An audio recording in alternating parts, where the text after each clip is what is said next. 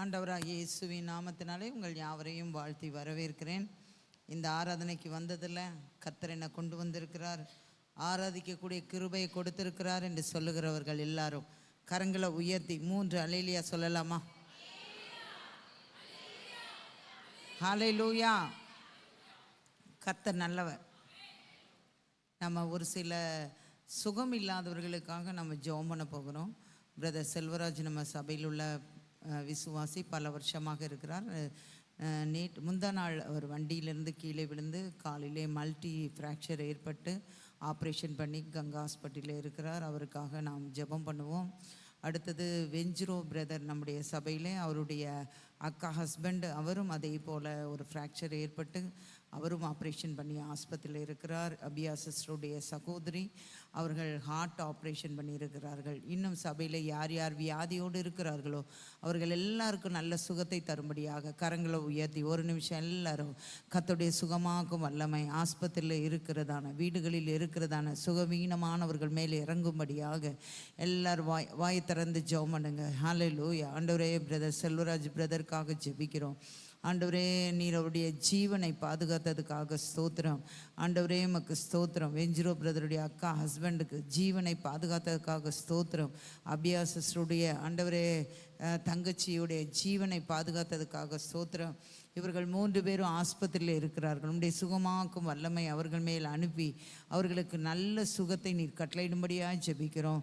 திரும்பவும் ஆலயத்தில் வந்து அவர்கள் சாட்சி சொல்ல உதவி செய்யுங்க. ரட்சிக்கப்படாத வெஞ்சிரோ பிரதருடைய அக்கா ஹஸ்பண்டை நீங்கள் ரட்சிக்கும்படியாக ஜெபிக்கிறோம். இன்னும் வீடுகளில் யார் யார் எங்கள் சபையில் வியாதியோடு இருக்கிறார்கள் அவர்கள் எல்லாரையும் தொட்டு சுகமாக்குங்க. இங்கு யார் யார் வியாதியோடு வந்திருக்கிறார்கள் அவர்கள் எல்லாரையும் தொட்டு சுகமாக்குங்கப்பா. உம்முடைய கரம் ஆளுகை செய்யட்டும். இயேசுவின் மூலம் ஜெபங்களே நல்ல பிதாவே, ஆமென். இவர்கள் எல்லாரையும் நீங்கள் மனதிலே நினைத்து நீங்கள் ஜெபம் பண்ணுங்கள். கர்த்தர் அவர்களுக்கு நல்ல சுகத்தை கொடுப்பார். அருமையானவர்களே, இன்றைக்கு சாயங்காலம் நமக்கு 2வது நாள் நமக்கு வருகையை பற்றியதான வெளிப்படுத்தல் விசேஷத்தை குறித்ததான பாடங்கள். இன்றைக்கி 2வது நாள். அல்லேலூயா. கடந்த வாரத்திலே நீங்கள் நிறைய பேர் வரவில்லை. நான் உங்ககிட்ட ஒரு கேள்வி கேட்குறேன். ரகசிய வருகை, பகிரங்க வருகை, 1000 வருட அரசாட்சி அல்லது வெளிப்படுத்தின விசேஷம் எனக்கு நல்லா தெரியும், எனக்கு அதெல்லாம் கேட்கணுன்னு அவசியம் இல்லை, ஆல்ரெடி எனக்கு நல்லாவே தெரியும் அப்படின்னு சொல்கிறவங்க கை உயர்த்தி ஒரு அல்லேலூயா சொல்லுங்கள் பார்ப்போம். ஒருத்தருக்கு கூட தெரியாது. அப்புறம் போன வாரம்லாம் நீங்கள் எங்கே போனீங்க? போன வாரம் நீங்கள் வந்திருக்கணும்ல. இந்த பைபிளில் வந்து வேத வசனம் சொல்லுகிறது, வெளிப்படுத்தின விசேஷத்தை எல்லோரும் எடுத்துக்கொள்ளுங்க. 1ஆம் அதிகாரத்தை எடுத்துக்கொள்ளுங்க. எல்லாம் சீக்கிரமாக உங்கள் வேதத்தை, உங்கள் வேதத்தில் பாருங்கள். எல்சிடியில் எல்இடியில் பார்க்க வேண்டாம், உங்கள் வேதத்தை திறந்து பாருங்கள். வெளிப்படுத்தின விசேஷம் சிலருக்கு அதே எங்கே இருக்குதுன்னு தெரியாது. அந்த புக்கை ஒரு தடவை கூட வாசித்திருக்க மாட்டீங்க. வாசிங்க. 3ஆம் வசனத்தை வாசிங்க. 1ஆம் அதிகாரம் 3ஆம் வசனம். இந்த தீர்க்கதரிசன வசனங்களை வாசிக்கிறவனும் கேட்கிறவர்களும் இதில் எழுதியிருக்கிறவைகளை கை கொள்ளுகிறவர்களும் பாக்கியவான்கள், காலம் சமீபமாயிருக்கிறது. அருமையானவர்களே, இந்த வசனங்களை வாசிக்கிறவர்கள், கேட்கிறவர்கள், கை கொள்ளுகிறவர்கள் பாக்கியவான்கள். அப்போ இதில் எழுதியிருக்கிறத நம்ம வாசிக்கணும். இதை மாதிரி பைபிள் ஸ்டடி எடுக்கும்போது கேட்கணும். அடுத்தது கை கொள்ளணும். இங்கே இருக்கிற கேர்சல் லீடரை பார்த்து நான் வெட்கப்படுறேன். நீங்கள் உங்களுக்கே தெரியல, அப்புறம் எப்படி நீங்கள் போய் ஒரு மந்தையை மேய்ப்பீங்க? நீங்கள் இதெல்லாம் தெரிஞ்சால் தானே இங்கே கற்றுக்கொண்டு நீங்கள் போய் கற்றுக் கொடுக்க முடியும். அதே போல் சண்டே ஸ்கூல் ஆசிரியர்கள், அதே போல் வாலிபர் கூட்டத்தை நடத்துகிற ஆசிரியர்கள், இவர்களை பார்த்து நான் வெட்கப்படுறேன். ஏன்னா உங்களுக்கே தெரியலனா நீங்கள் உங்களுக்கு கீழே உள்ளவங்களுக்கு எப்படி சொல்லிக் கொடுக்க முடியும்? அப்போ இப்படி பைபிள் ஸ்டடி நடக்கும்போது நீங்கள் கண்டிப்பாக வர வேண்டும். மற்றவங்களுக்கு கண்டிப்பு இல்லைன்னு சொல்லலை, எல்லாருமே கண்டிப்பாக இந்த வெளிப்படுத்தின விசேஷத்தை கற்றுக்கொள்ள வேண்டும். நாங்கள் சின்ன பிள்ளையாக இருக்கும்போதெல்லாம் அடிக்கடி இந்த இது கற்றுக் கொடுக்கப்படும், சபையில் கற்றுக் கொடுக்கப்படும்.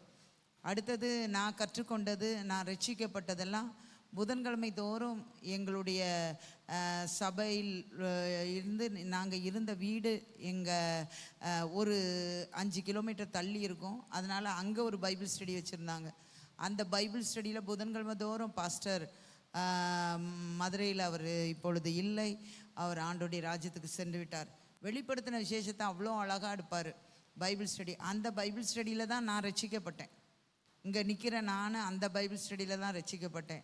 அடுத்தது என்னுடைய வாலிப வயதில் புதன்கிழமை தோறும் பைபிள் ஸ்டடி இருக்கும். எல்லா சர்ச்சிலையும் புதன்கிழமை பைபிள் ஸ்டடி இருக்கும். இப்போ தான் வர்றதில்லை. நீங்கள் இப்படி ஞாயிற்றுக்கிழமை லீவ் அன்னைக்கு வச்சே வர்றதில்லை. அப்போது கர்த்தருடைய வருகை குறித்து எங்கள் பாஸ்டர் அழகாக கற்றுக் கொடுப்பார். ரொம்ப நேர்த்தியாக கரெக்டாக கற்றுக் கொடுப்பார். அதில் நான் கற்றுக்கொண்டவள் தான் இன்றைக்கி வெளிப்படுத்தின விசேஷத்தை இவ்வளோ அழகாக ஆண்டவர் எனக்கு சொல்லிக் கொடுக்க வச்சுருக்கிறாருன்னா அந்த பைபிள் ஸ்டடியெல்லாம் நான் கேட்டதுனால தான் இன்றைக்கி அநேகருக்கு நான் கற்றுக் கொடுக்குறேன். அநேகரை ஆண்டுடைய அந்த வருகைக்கு ஆயத்தப்படுவதற்கான செயல்களிலே ஈடுபடுகிறேன். உங்களுக்கு தெரியல அப்படின்னா எப்படி நீங்கள் ஆயத்தப்பட முடியும்? நீங்கள் ஆயத்தப்படாமல் மற்றவங்களை எப்படி ஆயத்தப்படுத்த முடியும்? தயவுசெய்து இந்த பைபிள் ஸ்டடியில் நீங்கள் கற்றுக்கொண்டு முதல்ல நீங்கள் ஆயத்தமாகுங்க. அடுத்தது உங்கள் குடும்பத்தை ஆயத்தப்படுத்துங்க. எங்கள் அம்மா எல்லா கூட்டத்துக்கும் இன்றைக்கி கூட்டிகிட்டு போவாங்க. அதனால தான் இன்றைக்கி நான் உருவாகியிருக்கிறேன். உங்கள் பிள்ளைகளையும் கூட்டிகிட்டு வாங்க. உங்கள் வாலிப பிள்ளைங்களை கம்பல் பண்ணி கூட்டிகிட்டு வாங்க. அதனால் தப்பு கிடையாது. கம்பல் பண்ணி படிக்க வைக்கிறோம்ல, கம்பல் பண்ணி இதை படித்து தான் ஆகணும்னு செக்குலர் ஸ்டடீஸுக்கு நம்ம கம்பல் பண்ணுறோம்ல, அதை காட்டிலும் இது 100 மடங்கு கம்பல் பண்ணணும். வந்து கற்றுக்கொள்ளட்டும். அவர்கள் வாலிப வயதிலே இந்த வருகையை பற்றி அவர்கள் தெரிந்து கொண்டால், கர்த்தருடைய வருகை பற்றி தெரிந்து கொண்டால், அவர்கள் நல்ல உருவாவதற்கு, பரிசுத்தமாய் வாழ்வதற்கு அவர்களுக்கு உதவியாக இருக்கும். தானியேல் ஒரு வாலிபனாக இருந்து கர்த்தரை தேடினதுனால தான் வருகையை பற்றிதான காரியங்கள்லாம் அவன் காலத்திலே கர்த்தர் வெளிப்படுத்தினார். உங்கள் பிள்ளைகளும் வெளிப்பாடுகளை பெற்றுக்கொள்கிற பிள்ளைகளாக மாறுவதற்கு அவர்களை அடிக்கடி ஆலயத்திற்கு அழைத்துட்டு வாங்க. அதற்காக நான் ஒரு புஸ்தகம் வெளிப்படுத்தின விசேஷத்தை ரத்ன சுருக்கமாய் மேக்சிமம் முக்கியமானதை மற்ற பகுதியில் மத்தேயு 23, 24, அதுக்கப்புறம் சகரியா இதிலெல்லாம் சொல்லப்பட்ட வார்த்தைகளை ஒரு புஸ்தகத்தை நான் கண்டுபிடித்தேன். இந்த புஸ்தகம் அல்லேலூயா, இது நமக்கு பைபிள். அடுத்தது இந்த புஸ்தகத்தை வைத்து தான் நான் கற்றுக் கொடுக்கிறேன். இந்த புஸ்தகத்தின் விலை 130 ரூபாய். உங்களுக்கு வேண்டுமென்றால் நீங்கள் இந்த 6 வாரம் கிளாஸுக்கு வர்றதுக்கு இந்த புக்கை எடுத்துகிட்டு வந்தீங்கன்னா உங்களுக்கு ஈஸியாக நான் கற்றுக் கொடுக்க முடியும். உங்களுக்கு அது ஈஸியாக நீங்களும் கற்றுக்கொள்ள முடியும். அதனால் இந்த புக்கு வேணும்னா 130 ரூபாய். நீங்கள் முன்னாடி இருக்கிற சகோதரிமார்கிட்ட நீங்கள் உங்கள் பேரை கொடுத்து, நீங்கள் ஒருவேளை இப்பொழுது பணம் இருந்தால் நீங்கள் என்னோட பேருக்கு ஜிபேயோ அல்லது எலியாஸ் பேருக்கு ஜிபே பண்ணலாம். இல்லாவிட்டால் நீங்கள் அடுத்த வாரம் கூட கொடுக்கலாம். ஆனால் புக்கு இப்பொழுது நான் 10 புக்கு தான் வாங்கி வைத்திருக்கிறேன். உங்களுக்கு வேண்டுமென்றால் அடுத்த வாரத்திலே உங்களுக்கு நான் கொடுப்பேன்.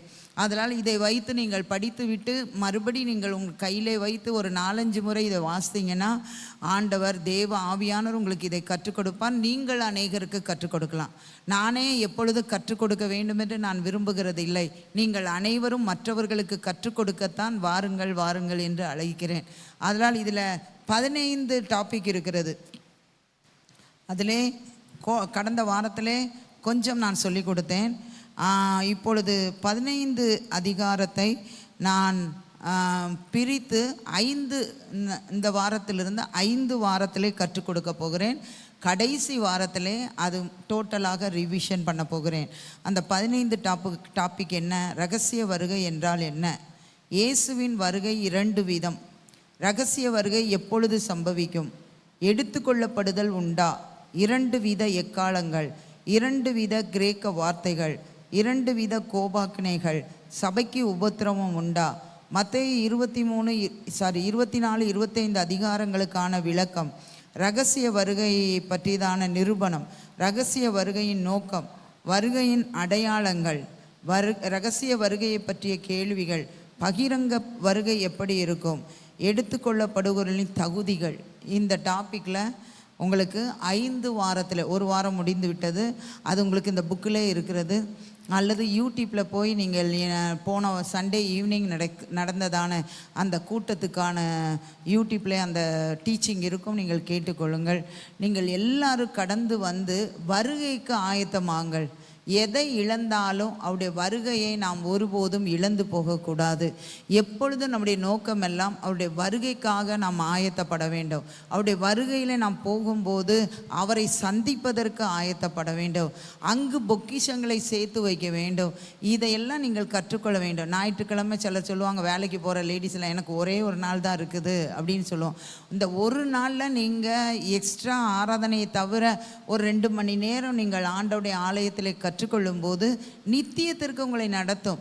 6 நாளும் நமக்காக வேலை செய்கிறோம், நமக்காக காரியங்களை பார்க்கிறோம். நம்ம பிள்ளைகளுக்கு என்னெல்லாம் சேர்த்து வைக்க முடியும், நமக்கு என்னெல்லாம் சேர்த்து வைக்க முடியும் அப்படின்னு சொல்லி நம்ம யோசிக்கிறோம். நல்லது தான்.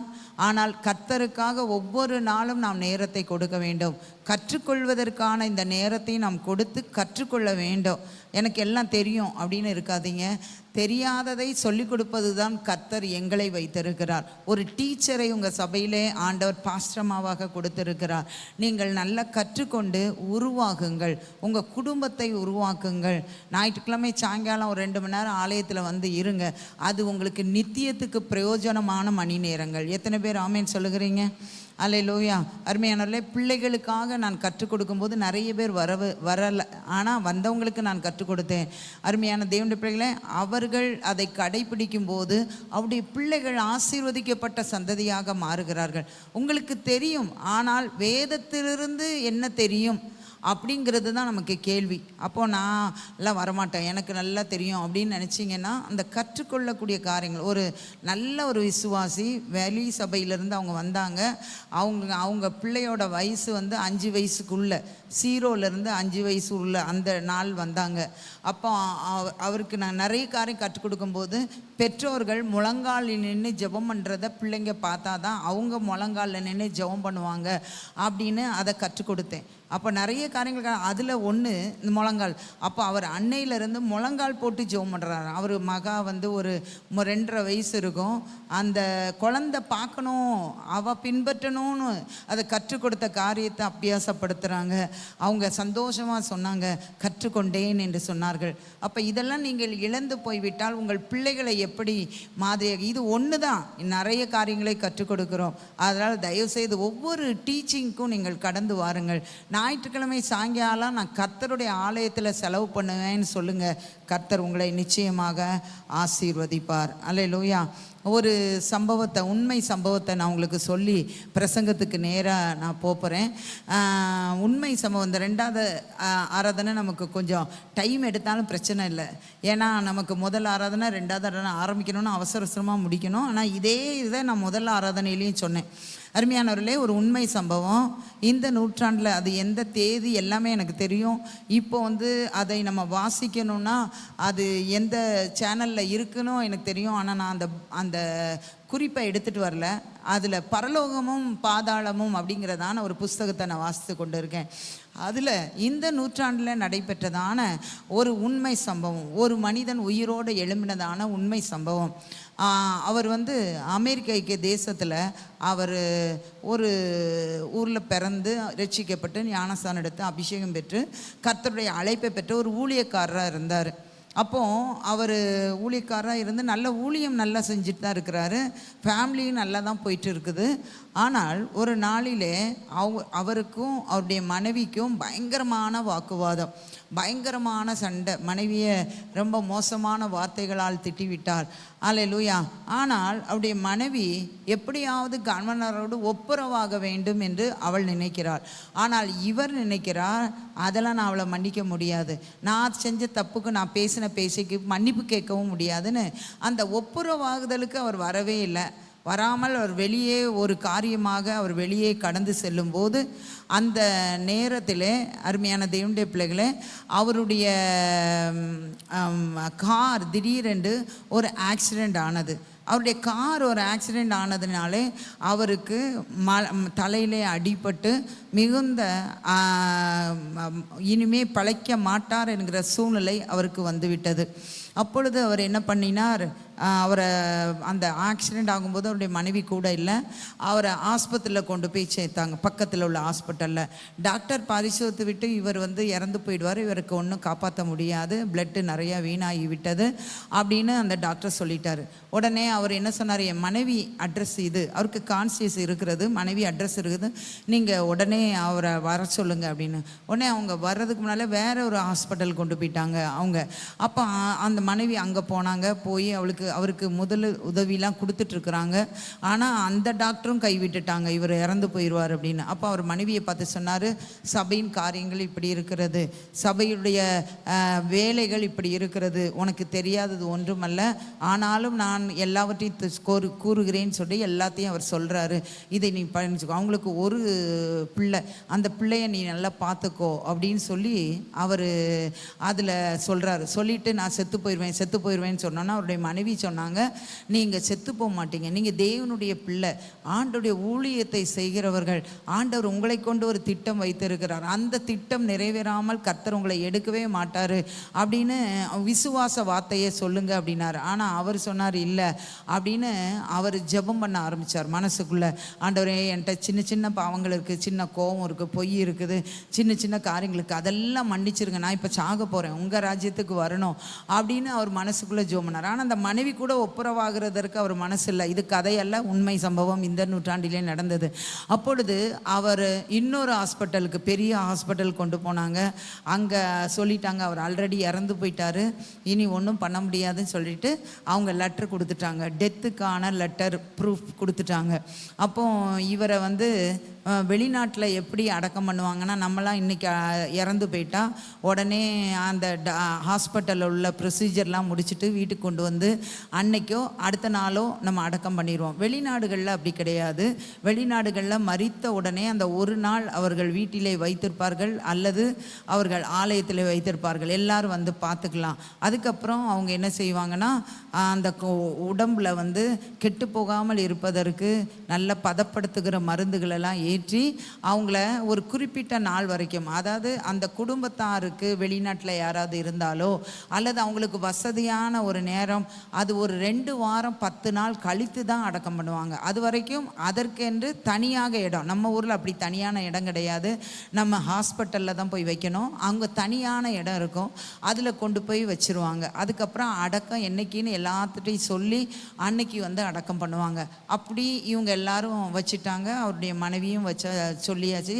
அந்த இடத்துல நல்ல பதப்படுத்தப்பட்ட மருந்துகள் எல்லாம் ஏற்றி அதை அங்கே வச்சாச்சு. அப்போது அன்னைக்கு நைட்டு அந்த அம்மா, பாஸ்டர் அம்மா, அவங்க தூங்குறாங்க. தூங்கும்போது அவங்க கணவனார் அவங்களுக்கு தரிசனத்தில் வராரு.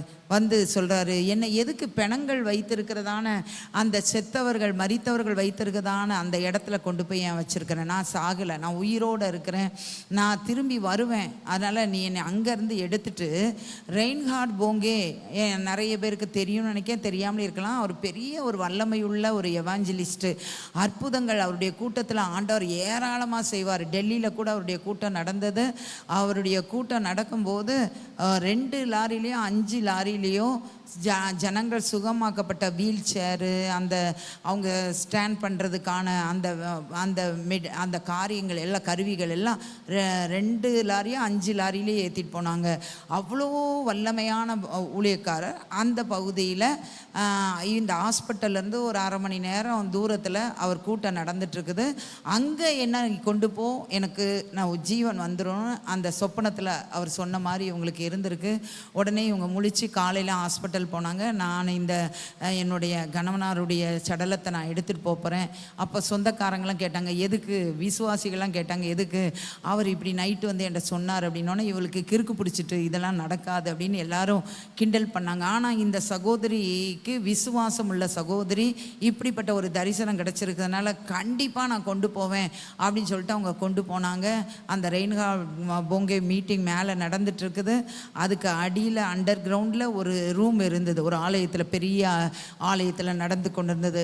ஆனால் அவருக்கு தெரியாது, அந்த அற்புதம் அவர் மூலமாக நடைபெறுகிற இயேசு நடத்துகிற அந்த நபருக்கு தெரியாது. இவர் இப்படி சடலத்தோடு கொண்டு அண்டர் கிரவுண்டில் வச்சு அந்த பாக்ஸ்லேருந்து எடுத்து வெளியில் சாதாரணமாக வச்சு அவங்க என்ன செஞ்சாங்க, அவங்க எல்லாம் தெரிஞ்சவங்க, அந்த கூட்டத்துக்கு வந்திருக்கிற ரொம்ப விசுவாசம் உள்ளவங்கெல்லாம் ஜெபம் பண்ண ஆரம்பித்தாங்க. இது இறந்தது அடுத்த நாள், அதுக்கு அடுத்த நாள் ஆகிட்டு அவங்க ரொம்ப ஜெபம் பண்ண ஆரம்பித்த ஆரம்பித்த உடனே அவருக்கு திடீர்னு கை காலெல்லாம் திடீர்னு அப்படி ஒரு வெட்டு வந்த மாதிரி வந்து அப்படியே உணர்வு வந்துட்டு, உணர்வு மீன்ஸ் ஹார்ட் பீட்டெல்லாம் வந்துட்டு. ஆனால் அவருக்கு நினைவு வரலை. உடனே இவங்க கை காலெல்லாம் தேய்ச்சி விட்டாங்க, ஒன்றும் நடக்கலை. ஆனால் தொடர்ந்து ஜெபம் கொண்டே இருக்கும்போது அவருக்கு அந்த நாளைக்குள்ளாகவே அவருக்கு ஒரு பெரிய தும்மல் வந்து அப்படியே முழிச்சு எந்திரிச்சு உட்காந்துட்டாரு. எந்திரிச்சு உட்காந்து எல்லாரையும் பார்க்குறாரு. எல்லாரும் ஜெபம் பண்ணிட்டு இப்போ எல்லாரும் ஆண்டவருக்கு நன்றி செலுத்துகிறாங்க. அப்போ எல்லாம் நன்றி செலுத்தணுன்னா ரெயின்ஹார்ட் பொங்கே தொடலை, கை வைக்கலை. ஆண்டவரே அவரை உயிரோடு எழுப்பிட்டார். அதுக்கப்புறம் இந்த இடைப்பட்ட 2 நாளும் அவருக்கு என்ன நடந்தது அப்படின்னு சொல்லிட்டு அவரை வந்து விசாரித்தாங்க. அவரை விசாரிக்கும் போது நான் பரலோகத்துக்கும் பாதாளத்துக்கும் போயிட்டு வந்தேன்னு சொன்னாராம். ஆண்டவர் நான் ஆஸ்பத்திரியில் படுத்திருக்கும்போது 2 தேவ தூதர்கள் வந்து என்னை அப்படியே தூக்கிட்டு போனாங்க. என் சரீரம் இங்கே பூமியில் இருக்கிறது எனக்கு தெரியுது, ஆனால் என் ஆத்துமாவை அவங்க தூக்கிட்டு போகிறத நான் பார்க்குறேன். நேராக அவங்க பரலோகத்துக்கு கூட்டிகிட்டு போனாங்களாம். பரலோகத்துக்கு அவங்க கூட்டிகிட்டு போயிட்டு பரலோகத்தில் உள்ள அந்த பரதீசில் உள்ள காரியங்களெல்லாம் பார்த்தாங்க. எல்லாம் கர்த்தரை ஆராதிச்சுட்டு இருந்தாங்களாம். எல்லாம் கர்த்தரை நல்லா மகிமைப்படுத்தி சந்தோஷமாக எல்லோரும் இருந்தாங்களாம். இவருக்கு ஆசை, நம்மளும் அவங்க கூட போய் சேர்ந்து நம்மளும் மறிச்சிட்டோம், நம்மளும் பரலோகத்துக்கு வந்துட்டோம், அவங்க கூட சேர்ந்து நம்மளும் ஆராதிக்கணும் அப்படின்னு அவங்க நினச்சாங்களாம். இது நான் ஷார்ட்டாக சொல்கிறேன், அவர் இன்னும் தெளிவாக எழுதியிருக்கிறாரு. அப்புறம் அவர் போகணுன்னு சொல்லும்போது அந்த தேவதூதர்கள் சொன்னாங்களாம், இல்லை ஆண்டவர் இந்த உலகத்தில் ரட்சிக்கப்பட்டவர்களுக்காக ஆயத்தம் பண்ணி வைத்திருக்கிறதான அந்த பரலோகத்தை போய் உங்களுக்கு காமிக்கிறேன் அப்படின்னு சொன்னாராம். அங்கே பார்த்தீங்கன்னா வேலைகள் அப்படியே துரிதமாக நடந்து கொண்டே இருக்குதான். அதை மாதிரி உலகத்தில் எந்த பில்டிங்கையும் அவர் பார்த்ததே இல்லை. அவ்வளவும் அழகாக ஒளிமயமாக அது ஒளி வீசி கொண்டு இருக்கிற அந்த பட்டணம் காணப்பட்டு இருக்கிறது. அவருக்கு ரொம்ப சந்தோஷம். உடனே நம்மளுக்கு ஆண்டவர் எவ்வளோ மகிமையாக வச்சுருக்கிறாரு, இந்த மகிமை உலகத்தில் ஒன்றுக்கும் ஒப்பிடத்தக்கதல்ல அப்படின்னு அவருக்கு ரொம்ப சந்தோஷம். அப்போ அவர் நினச்சாரா, நான் இப்போ அந்த இளைப்பாறுத இடத்துல போய் எல்லாரும் கூட சேர்ந்து ஆராதிக்கிறேங்கும்போது, இல்லை உனக்கு இன்னொன்று காட்டணும்னு அந்த 2 தேவ தூதர்களும் அவனை கூட்டிகிட்டு போய் நரகத்துக்கு கூட்டிகிட்டு போனாங்களாம். நரகத்தில் உள்ளுக்கு கூட்டிகிட்டு போகாமல் மேலே நின்று அதை ஓப்பன் பண்ணி காமிச்சா அங்கே அழுகையும் கூப்பாடும் அங்கே என்னென்னலாம் நடப்பட்டதுன்னு அவர் எழுதியிருக்கிறாரு. அப்போ எல்லாம் காணப்பட்டிருக்குது. இவருக்கு ரொம்ப துக்கம். ஐயோ, இந்த உலகத்தில் எத்தனை பேர் இந்த நரகத்தை பற்றி தெரியாமல் உலகத்தில் அப்படியே பாவத்தோடு ஓடிட்டே இருக்கிறாங்களே, அவங்கள எப்படியாவது நம்ம ஆண்டுக்குள்ளே வழி நடத்தி இருக்கணுமே, நம்ம ரொம்ப பிரசங்கம் பண்ணலை, ரொம்ப இதை குறித்து டீச் பண்ணலையே அப்படின்னு நினச்சிட்டு இருக்கும்போது தேவதூதன் மறுபடியும் பரலோகத்துக்கு கூப்பிட்டு போயிட்டாராம். அப்போ கூப்பிட்டு போனோன்னே அப்போ இவர் சொன்னாரா, நான் இங்கேயே இருந்துக்கிடுறேன், எனக்கு ரொம்ப பிடிச்சிருக்கு, அதனால் நான் இங்கேயே இருக்கிறேன். அவர் செத்து போயிட்டாருன்னு அவருக்கு தெரிஞ்சிட்டு, அதனால் இங்கே இருக்கிறேன்னு. அப்போ தேவதூதன் சொன்னான்னா, நீங்கள் இங்கே இருக்கலாம், பட் புஸ்தகங்கள் இருக்கிறது, அதை திறந்து நீர் பரலோகத்தில் இருப்பதற்கு தகுதியா அல்லது நரகத்திற்கு போவது தகுதியா அப்படின்னு நான் பார்த்து சொல்கிறேன். அவர் சொன்னாரா, நான் ஒரு பெரிய பாஸ்டர், இவ்வளோ விசுவாசிகள் என் சபையில் இருக்காங்க, இவ்வளோ பிரசங்கங்களை நான் பண்ணுறேன், அதனால் நான் கண்டிப்பாக பரலோகத்துக்கு போய் பரலோகத்தில் தான் இருப்பேன், எனக்கு பரலோகத்தில் இடம் இல்லாமல் இருக்காது அப்படின்னு சொன்னாராம். சரி, நீ சொல்கிறதே இருக்கட்டும், புஸ்தகத்தை திறந்து பார்ப்போம், ஜீவ புஸ்தகத்தில் உன் பேர் இருக்கா, ஞாபக புஸ்தகத்தில் என்னெல்லாம் நீ பண்ணியிருக்க அப்படின்னு நான் பார்க்குறேன் அப்படின்னு சொல்லிட்டு புஸ்தகத்தை திறந்தாராம். எல்லோரும் என்ன பாருங்கள், புஸ்தகத்தை திறந்து அவர் ஒவ்வொன்றையாக அவனுக்கு காமிச்சாராம். பாரு, உன்னோட லைஃப் எப்படி இருந்திருக்குன்னு பாரு, நீ இந்த நாளில் என்ன பண்ணன்னு பாரு, இந்த நாளில் என்ன பண்ணன்னு பாரு, எல்லாத்தையும் ஆண்டவர் தேவதூதன் காமிச்சு கொடுத்தானா. அப்போ அதில் கடைசியாக அவருக்கு எழுதப்பட்டிருந்தது, நீ ஒரு பாஸ்டராக இருக்கலாம், நல்ல வேதத்தை போதிக்கிறவராக இருக்கலாம், ஆனால் இங்கு வந்து பரலோகத்துக்கு வரணும்னா இதன்படி நடந்திருக்கணும், இந்த வேதத்தின்படி நடந்திருக்கணும். அப்போது ஆண்டவர் வந்து அவன் கடைசியாக ஜெபம் பண்ணதை காமிச்சாராம். அந்த மரிக்கும் போது, அந்த ஆக்சிடெண்ட் ஆகி மரிக்கும் போது ஜெபம் பண்ணதை காமிச்சாராம். ஆண்டவர் அவர்கிட்ட இருக்கிற குறைகள், நான் பொய் சொல்லியிருக்கிறேன்ப்பா மன்னிச்சுக்கோங்க, நான் கோவப்பட்டிருக்கிறேன்ப்பா மன்னிச்சுக்கோங்க, நான் மன்னிக்காமல் இருந்திருக்கிறேன்ப்பா மன்னிச்சுக்கோங்க, இப்படி சின்ன சின்ன காரியங்களெல்லாம் அறிக்கையிட்டார். கேட்டாராம். ஆண்டவர் அந்த தேவதூதன் சொன்னா, பாருங்க உங்ககிட்டே மரிக்கிற வரைக்கும் இந்த குறைகள் இருந்திருக்கிறது, அப்படி எப்படி நாங்கள் உங்களை சேர்க்க முடியும் அப்படின்னு அந்த தேவதூதன் கேட்டாராம். அப்போ இவர் சொன்னாராம், சின்ன சின்ன குறை, இந்த பாவம்லாம் செய்யாமல் யாராவது வாழ முடியுமா? பொய் சொல்லாமல் யாராவது வாழ முடியுமா? கோவப்படாமல் யாராவது வாழ முடியுமா? சில நேரத்தில் யாரையாவது மன்னிக்காமல் தான் இருக்க முடியும், அவ்வளோ தப்பு பண்ணியிருப்பாங்க அப்படின்னு அவன் எக்ஸ்பிளனேஷன் கொடுத்தாரான். அப்படியெல்லாம் அல்ல. வேதம் என்ன சொல்லுகிறது? பொய்யர் அனைவரும் 2ஆம் மரணமாகிய அக்கினியும் கந்தமும் எரிகிற கடலிலே பங்கடைவார்கள். கோவத்தை சொல்கிறீங்க, உங்கள் கோபம் சூரியன் அஸ்தமிக்கிறதுக்கு முன்னால் தனியே கடவுதுன்னு சொல்லியிருக்குது. நீங்கள் மன்னிப்பு கேட்கணும்னு சொல்லியிருக்குது. கடைசி நேரத்தில் உங்கள் மனைவி உங்களிடத்துல நீங்கள் ட்ராவல் பண்ண ஆரம்பிக்கிறதுக்கு முன்னால் மன்னிப்பு கேட்க வந்தாங்க, அவங்க மேலே தப்பு இல்லாட்டாலும் நீங்கள் மன்னிக்கிறதற்கும் ஆயத்தம் இல்லை, மன்னிப்பு கேட்கறதற்கும் ஆயத்தம் இல்லை, அதனால் நீங்கள் நரகத்துக்கு தான் போகணும் அப்படின்னு கடுமையான குரலில் சொன்னானா. அப்போ இவருக்கு பயம் வந்துட்டு, ஐயோ நம்மளை நரகத்தில் தள்ளிடுவாங்களேன்னு அவங்ககிட்ட கெஞ்சி கூத்தாடினானா. எப்படியாவது என்னை திரும்பவும் பூமிக்கு அனுப்புங்க, நான் பரிசுத்தமாக வாழ்ந்துட்டு மற்றவங்களையும் பரிசுத்தத்துக்குள்ளே வழி நடத்துகிறேன் அப்படின்னு சொல்லி கேட்டானா. அப்பொழுது அவர் சொன்னார், ஐஸ்வர்யவான் லாசரு கதையை பார்த்தல, ஐஸ்வர்யவான் கேட்டான், அவனுக்கு சான்ஸ் கொடுத்தோமா? கொடுக்கல. ஆனாலும் இது கிருபையின் காலத்தில் உனக்கு இன்னொரு சான்ஸ் தரேன், நீ போய் பூமியில் ஆண்டவருக்கு பிரியமாக ஒழுங்காக நீ வாழ்ந்து பரிசுத்தமாக வாழ்ந்து என்னுடைய ராஜ்யத்துக்கு வா, அநேகரை பரிசுத்தத்திற்குள்ளாக வழி நடத்தி என்னுடைய ராஜ்யத்திற்கு வா. இந்த சின்ன சின்ன குறைகளும் பரலோகத்துக்கு போவதற்கு தடையாகத்தான் இருக்கும். கடைசி நேரத்தில் எனக்கு சான்ஸ் கிடைச்சா நான் மன்னிப்பு கேட்டுருவேன் அப்படின்னா உனக்கு சான்ஸ் கிடைச்சிது. ஆனால் நீ சொன்ன பொய் யார்கிட்டலாம் முன்மாதிரி இல்லாமல் பொய் சொன்னையா, அவங்ககிட்ட போய் எப்படி நான் பொய் சொன்னது தப்பு தான் நீ சொல்ல முடியும்? அதனால கடைசி நேரத்தில் ஜெபம் பண்ணுறது, அந்த மரண நேரத்தில் ஜெபிக்கிறதெல்லாம் நான் கேட்க முடியாது, மறுபடி போ அப்படின்னு சொன்னாராம். அந்த நேரத்தில் தான் மறுபடி அந்த தேவதூதர்கள் அவனை தூக்கிட்டு வந்து அந்த சரீரத்துக்குள்ளாக விட்டாங்க அப்படின்னு சொல்லி அவர் எழுதியிருக்கிறார். அருமையான தேவனுடைய பிள்ளைகளே, நீங்கள் இன்னைக்கு ஆராதனைக்கு வந்திருக்கிறீங்க, ஆராதனையில் என்ன ஜெபம் பண்ணீங்க? யோசித்து பாருங்கள். எதற்காக ஜெபம் பண்ணீங்க? உங்கள் உலக ஆசீர்வாதத்திற்காக ஜெபம் பண்ணீங்களா? இல்லை ஆண்டவரே உம்முடைய ராஜ்யம் வரும்போது, உம்முடைய வருகை வரும்போது, உம்முடைய வருகையில் நான் பங்கு பெறணும், அல்லது அதுக்கு முன்னால் என்னுடைய மரணம் இருக்குமானால் நான் உங்கள் கூட வரணும், அதற்கேற்ற பரிசுத்தத்தை தாங்க அப்படின்னு ஜெபம் பண்ணீங்களா? எத்தனை பேர் அந்த ஆராதனை நேரத்தில், அடுத்தது ஜெபம் பண்ணுற நேரத்தில் என்ன ஜெபம் பண்ணீங்க? அருமையான நம்முடைய நோக்கம் எல்லாம் பரலோகத்துக்கு போகிறதாக இருக்க வேண்டும். அதுதான் இந்த உலக வாழ்க்கை. இப்போலாம் வயசு நல்ல ஜாஸ்தியாயிட்டு வருது. பூரண வயசோடு இருக்கிறாங்க சிலர், 80, 90, 100லலாம் நிறைய பேர் இருக்கிறாங்க. ஆனால் நம்ம என்றைக்காவது ஒரு நாள் மரிக்க தான் போகிறோம். ஒருவேளை அது 20 வயதாக இருக்கலாம், அது 40 வயதாக இருக்கலாம், அது 60 வயதாக இருக்கலாம், அது 100 வயதாக இருக்கலாம். ஆனால் என்றைக்கோ ஒரு நாள் நாம் மரிக்க போகிறோம். அதற்கு முன்பாக அல்லது கர்த்தருடைய வருகை இருக்கும். நீங்களும் நானும் ஆயத்தப்படுவதற்காக தான் கர்த்தர் நம்முடைய சபையில் இப்படிப்பட்ட வேத பாடங்களை வைத்திருக்கிறார். நீங்கள் வந்தால் வரட்டால் நான் நடத்திட்டே தான் இருப்பேன். ஆனால் நீங்கள் பரலோகத்திற்கு போக வேண்டுமானால் இந்த சத்தியங்களை தெரிந்து கொள்ளுங்கள். அப்பொழுது தான் பரலோக ராஜ்யத்திற்கு போக முடியும். எல்லாரும் எழும்பி நின்று கரங்களை உயர்த்தி, ஆண்டவரே நான் இன்னும் நிர்விசாரமாக இருக்கிறேன் அப்பா, இந்த உலகத்தில் ஆஸ்தி ஐஸ்வர்யங்களை சேர்ப்பதற்காக, நல்ல சுகத்தோடு இருப்பதற்காக, பிள்ளைகள் நல்ல வழியிலே நடக்க வேண்டும், ஆசீர்வாதமாக காணப்பட வேண்டும் என்பதற்காக ஜெபிக்கிறேனே. ஆனால் என்னுடைய வாஞ்சை உம்முடைய ராஜ்யத்திற்கு வருவதற்கான அந்த வாஞ்சை குறைவாக இருக்கிறது. கையை உயர்த்தி நான் கற்றுக்கொள்ள எனக்கு உதவி செய்யுங்க. எல்லாரும் கர்த்தர் உங்களிடத்துல தான் கணக்கு கேட்பார். பாஸ்டம்மா இவ்வளோ சொன்னாங்க, நீ வந்து கற்றுக்கொண்டாயா? கர்த்தருடைய வருகைக்கு, என்னுடைய வருகைக்கு ஆயத்தப்பட்டாயா என்று சொல்லி கேட்பார். வாலிப பிள்ளைங்களுக்கு நான் ஒன்று சொல்கிறேன், 17 வயதில் நான் இந்த வசனத்தை கேட்டுதான் ரட்சிக்கப்பட்டேன். அதுக்கப்புறமாக என்னுடைய வாலிப வயதில் நான் கிட்டத்தட்ட 1 வருடம் இந்த பைபிள் ஸ்டடி நடந்தது. 1 வருடமும் தவறாமல் நான் அந்த பைபிள் ஸ்டடிக்கு கடந்து சென்றேன். அல்லேலூயா. அதனால தான் வருகையை பற்றி தெரிந்து கொண்டு வாலிப வயதில் பரிசுத்தமாய் வாழ எனக்கு கர்த்தர் உதவி செய்தார். வாலிப பிள்ளைங்க, இது வயசானவங்களுக்கு அப்படின்னு நினைக்காதீங்க. இந்த வாலிப வயதிலே நீங்கள் இதை கற்றுக்கொண்டால் உங்களுடைய வாழ்க்கை பரிசுத்தமாய் அமையும், எதிர்காலம் ஆசீர்வாதமாக இருக்கும். கையை உயர்த்தி எல்லா சத்தத்தை உயர்த்தி இதற்காக நான் ஜெபிக்க ஆசைப்படுகிறேன். எல்லா கையை உயர்த்தி ஜெபம் பண்ணுங்க, ஜெபம் பண்ணுங்க, ஜெபம் பண்ணுங்க.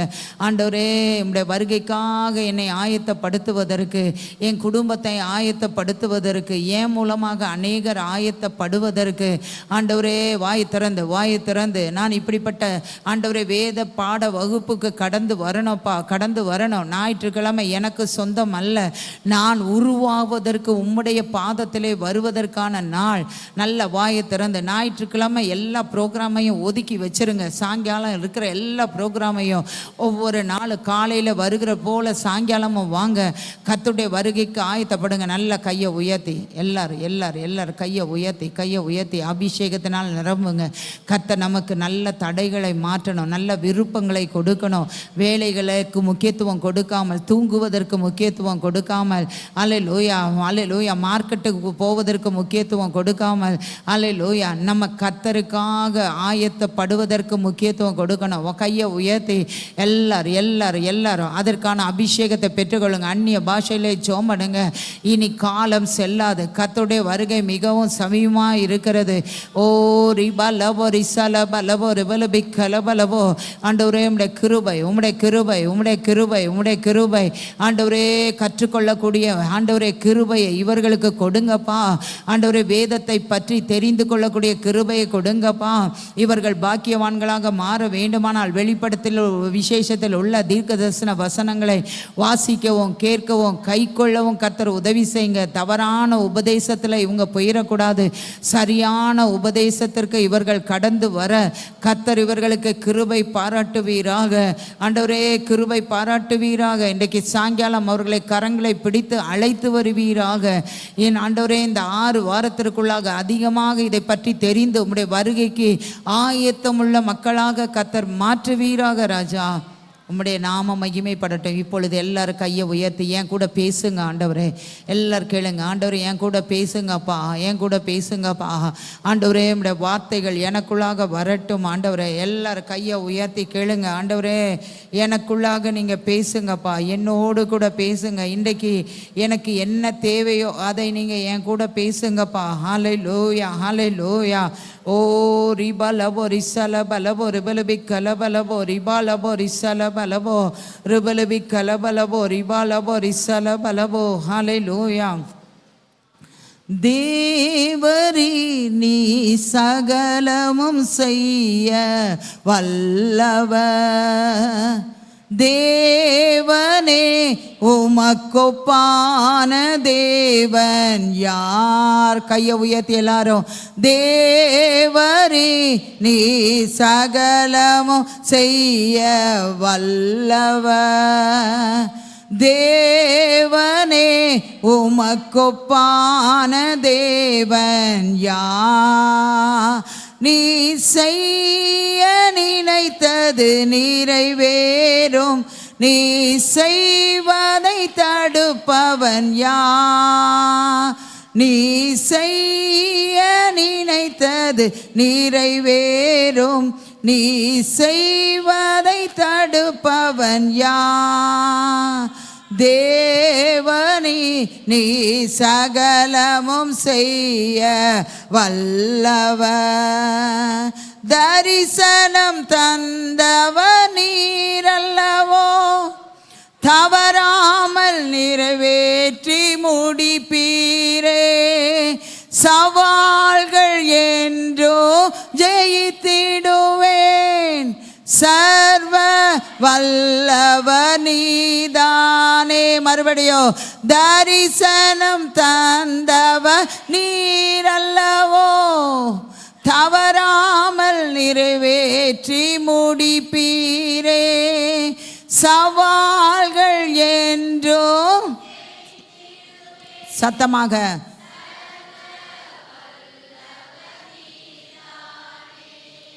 தேவரே, நீ சகலமும் செய்ய வல்லவர். 2 கரங்களை உயர்த்தி, தேவரே, நீ சகலமும் செய்ய வல்லவ.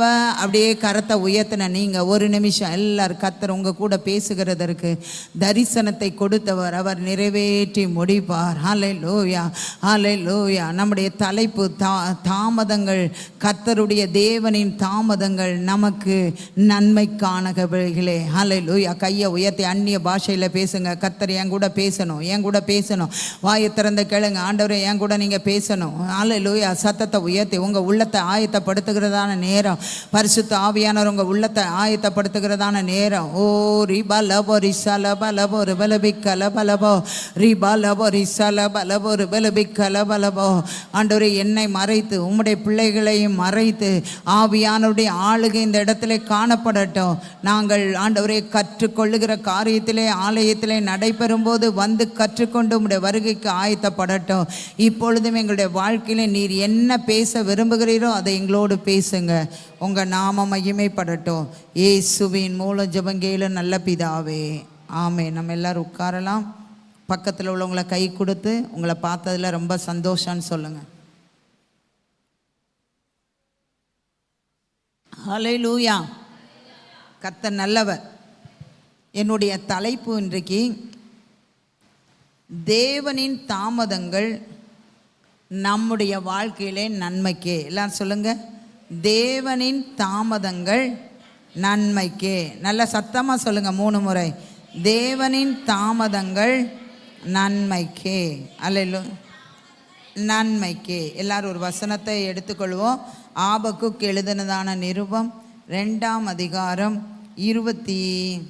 2ஆம் அதிகாரம் 3, 4ஆம் வசனங்களை நம்ம எல்லாரும் சேர்ந்து வாசிக்கலாம். ஆபகுக் 2, 3, 4. சத்தமா, எவ்வளோ சத்தமாக வாசிக்க முடியுமோ அவ்வளோ சத்தமாக வாசிங்க.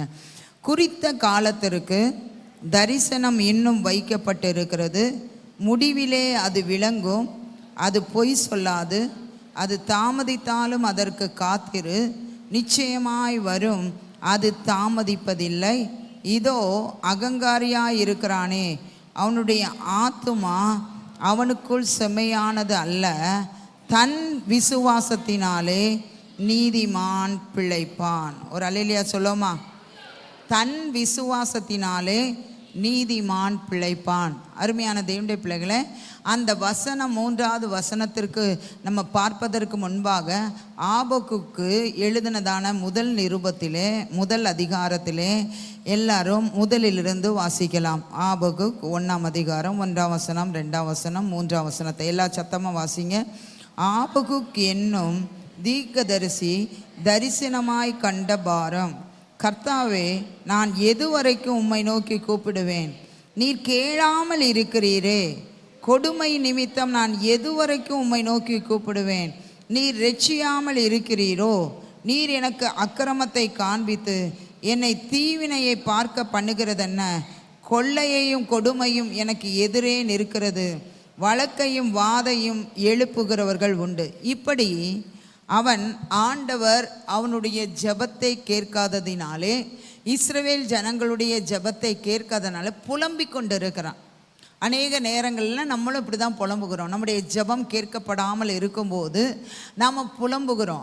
ஏன் ஜெபம் கேட்கப்படலை? நான் ஆலயத்துக்கு ஒழுங்காக தானே போகிறேன், ஒழுங்காக தானே நான் எல்லா கூட்டங்களிலும் பங்கு பெறுகிறேன், ஒழுங்காக தானே கர்த்தருக்கு தசம பாகம் கொடுக்குறேன், இப்படி ஊழியம் செய்கிறேன், சபையில் இந்த ஊழியத்தை செய்கிறேன், சுவிசேஷ ஊழியத்தை செய்கிறேன். ஏன் ஆண்டவர் என் ஜெபத்தை கேட்கலை?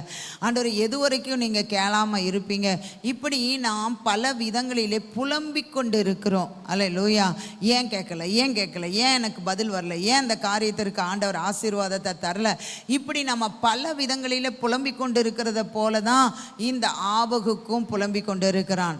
அந்த புலம்பலின் நடுவிலே அவன் அழகாக ஒரு வார்த்தையை சொல்லுகிறான். குறித்த காலத்திற்கு தரிசனம் வைக்கப்பட்டிருக்கிறது, இன்னும் வைக்கப்பட்டிருக்கிறது. அந்த வார்த்தை வேதத்தில் உள்ள ஒவ்வொரு வார்த்தையும் முக்கியமானது. அதனால தான் வானமும் பூமியும் ஒளிந்து போனாலும் என் வார்த்தைகளோ, என் வார்த்தையில் உள்ள ஒரு உறுப்போ, ஒரு எழுத்தோ, எழுத்தின் அதில் உறுப்போ ஒளிந்து போகாது அப்படின்னு ஆண்டவர் வேதத்தில் எழுதி வச்சிருக்கிறார். அருமையான ஒன்றும் ஒரு புள்ளி கமா கூட வீணா போகாது. இங்கே என்ன சொல்லப்பட்டிருக்கிறது? குறித்த காலத்துக்கு தரிசனம் இன்னும் வைக்கப்பட்டிருக்கிறது. எல்லாம் சத்தமாக சொல்லுங்க. இன்னும் வைக்கப்பட்டிருக்கு. அது ஏன் இன்னும் அப்படின்னு போட்டிருக்கு அப்படின்னா, ஒரு தரிசனம் அவங்களுக்கு கிடைச்சிருக்குது. ஆபகுக்குக்கு ஒரு தீர்க்க தரிசனம் கிடைத்திருக்கிறது, ஒரு வெளிப்பாடு கிடைத்திருக்கிறது. ஆண்டவர் சிறையிருப்பிலிருந்து தம்முடைய ஜனங்களை விடுதலையாக்குவார். அவர்கள் சிறையிருப்பிலே மிகவும் இருந்து கஷ்டப்படுகிறார்கள். ஆதலால் அந்த தரிசனத்தை அவன் நினைக்கிறான்.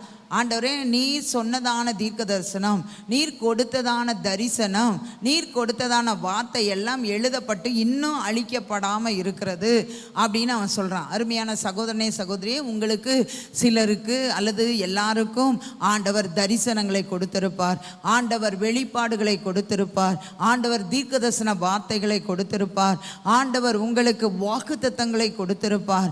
அது பல வருடங்களாக இருக்கலாம், பல மாதங்களாக இருக்கலாம். ஒருவேளை இந்த வருடம் கொடுத்த வாக்குத்தத்தம் இன்னும் ஒரு 6 மாதத்திற்கு மேலாக, 7 மாதம், இன்றைக்கு நம்ம இன்னும் ஒரு வாரம் கடந்தா, 10 நாள் கடந்தா இந்த 7வது மாதம் முடிஞ்சிடும். இன்னும் அது நிறைவேறலை. பெருக்கத்தின் ஆண்டுன்னு சொல்லியிருக்கிறாரு, வர்த்திக்க பண்ணுவேன்னு சொல்லியிருக்கிறார், மகிமைப்படுத்துவேன்னு சொல்லியிருக்கிறார், வானத்தின் பொக்கிஷ சாலையை திறப்பேன்னு சொல்லியிருக்கிறாரு. இப்படி வாக்குத்தத்தங்கள் எல்லாம் கொடுக்கப்பட்டு இன்னும் நிறைவேறவில்லை.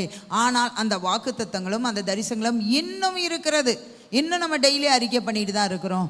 அருமையான தேவனுடைய பிள்ளைகளே, அது பல வருடமானாலும் அந்த தரிசனம், அந்த வாக்குத்தத்தம், அந்த தீர்க்க தரிசனம் இன்னும் இருக்கிறது. ஆமான்னு சொல்றவங்க கை உயர்த்தி ஒரு 3 அல்லேலூயா சொல்லலாமா?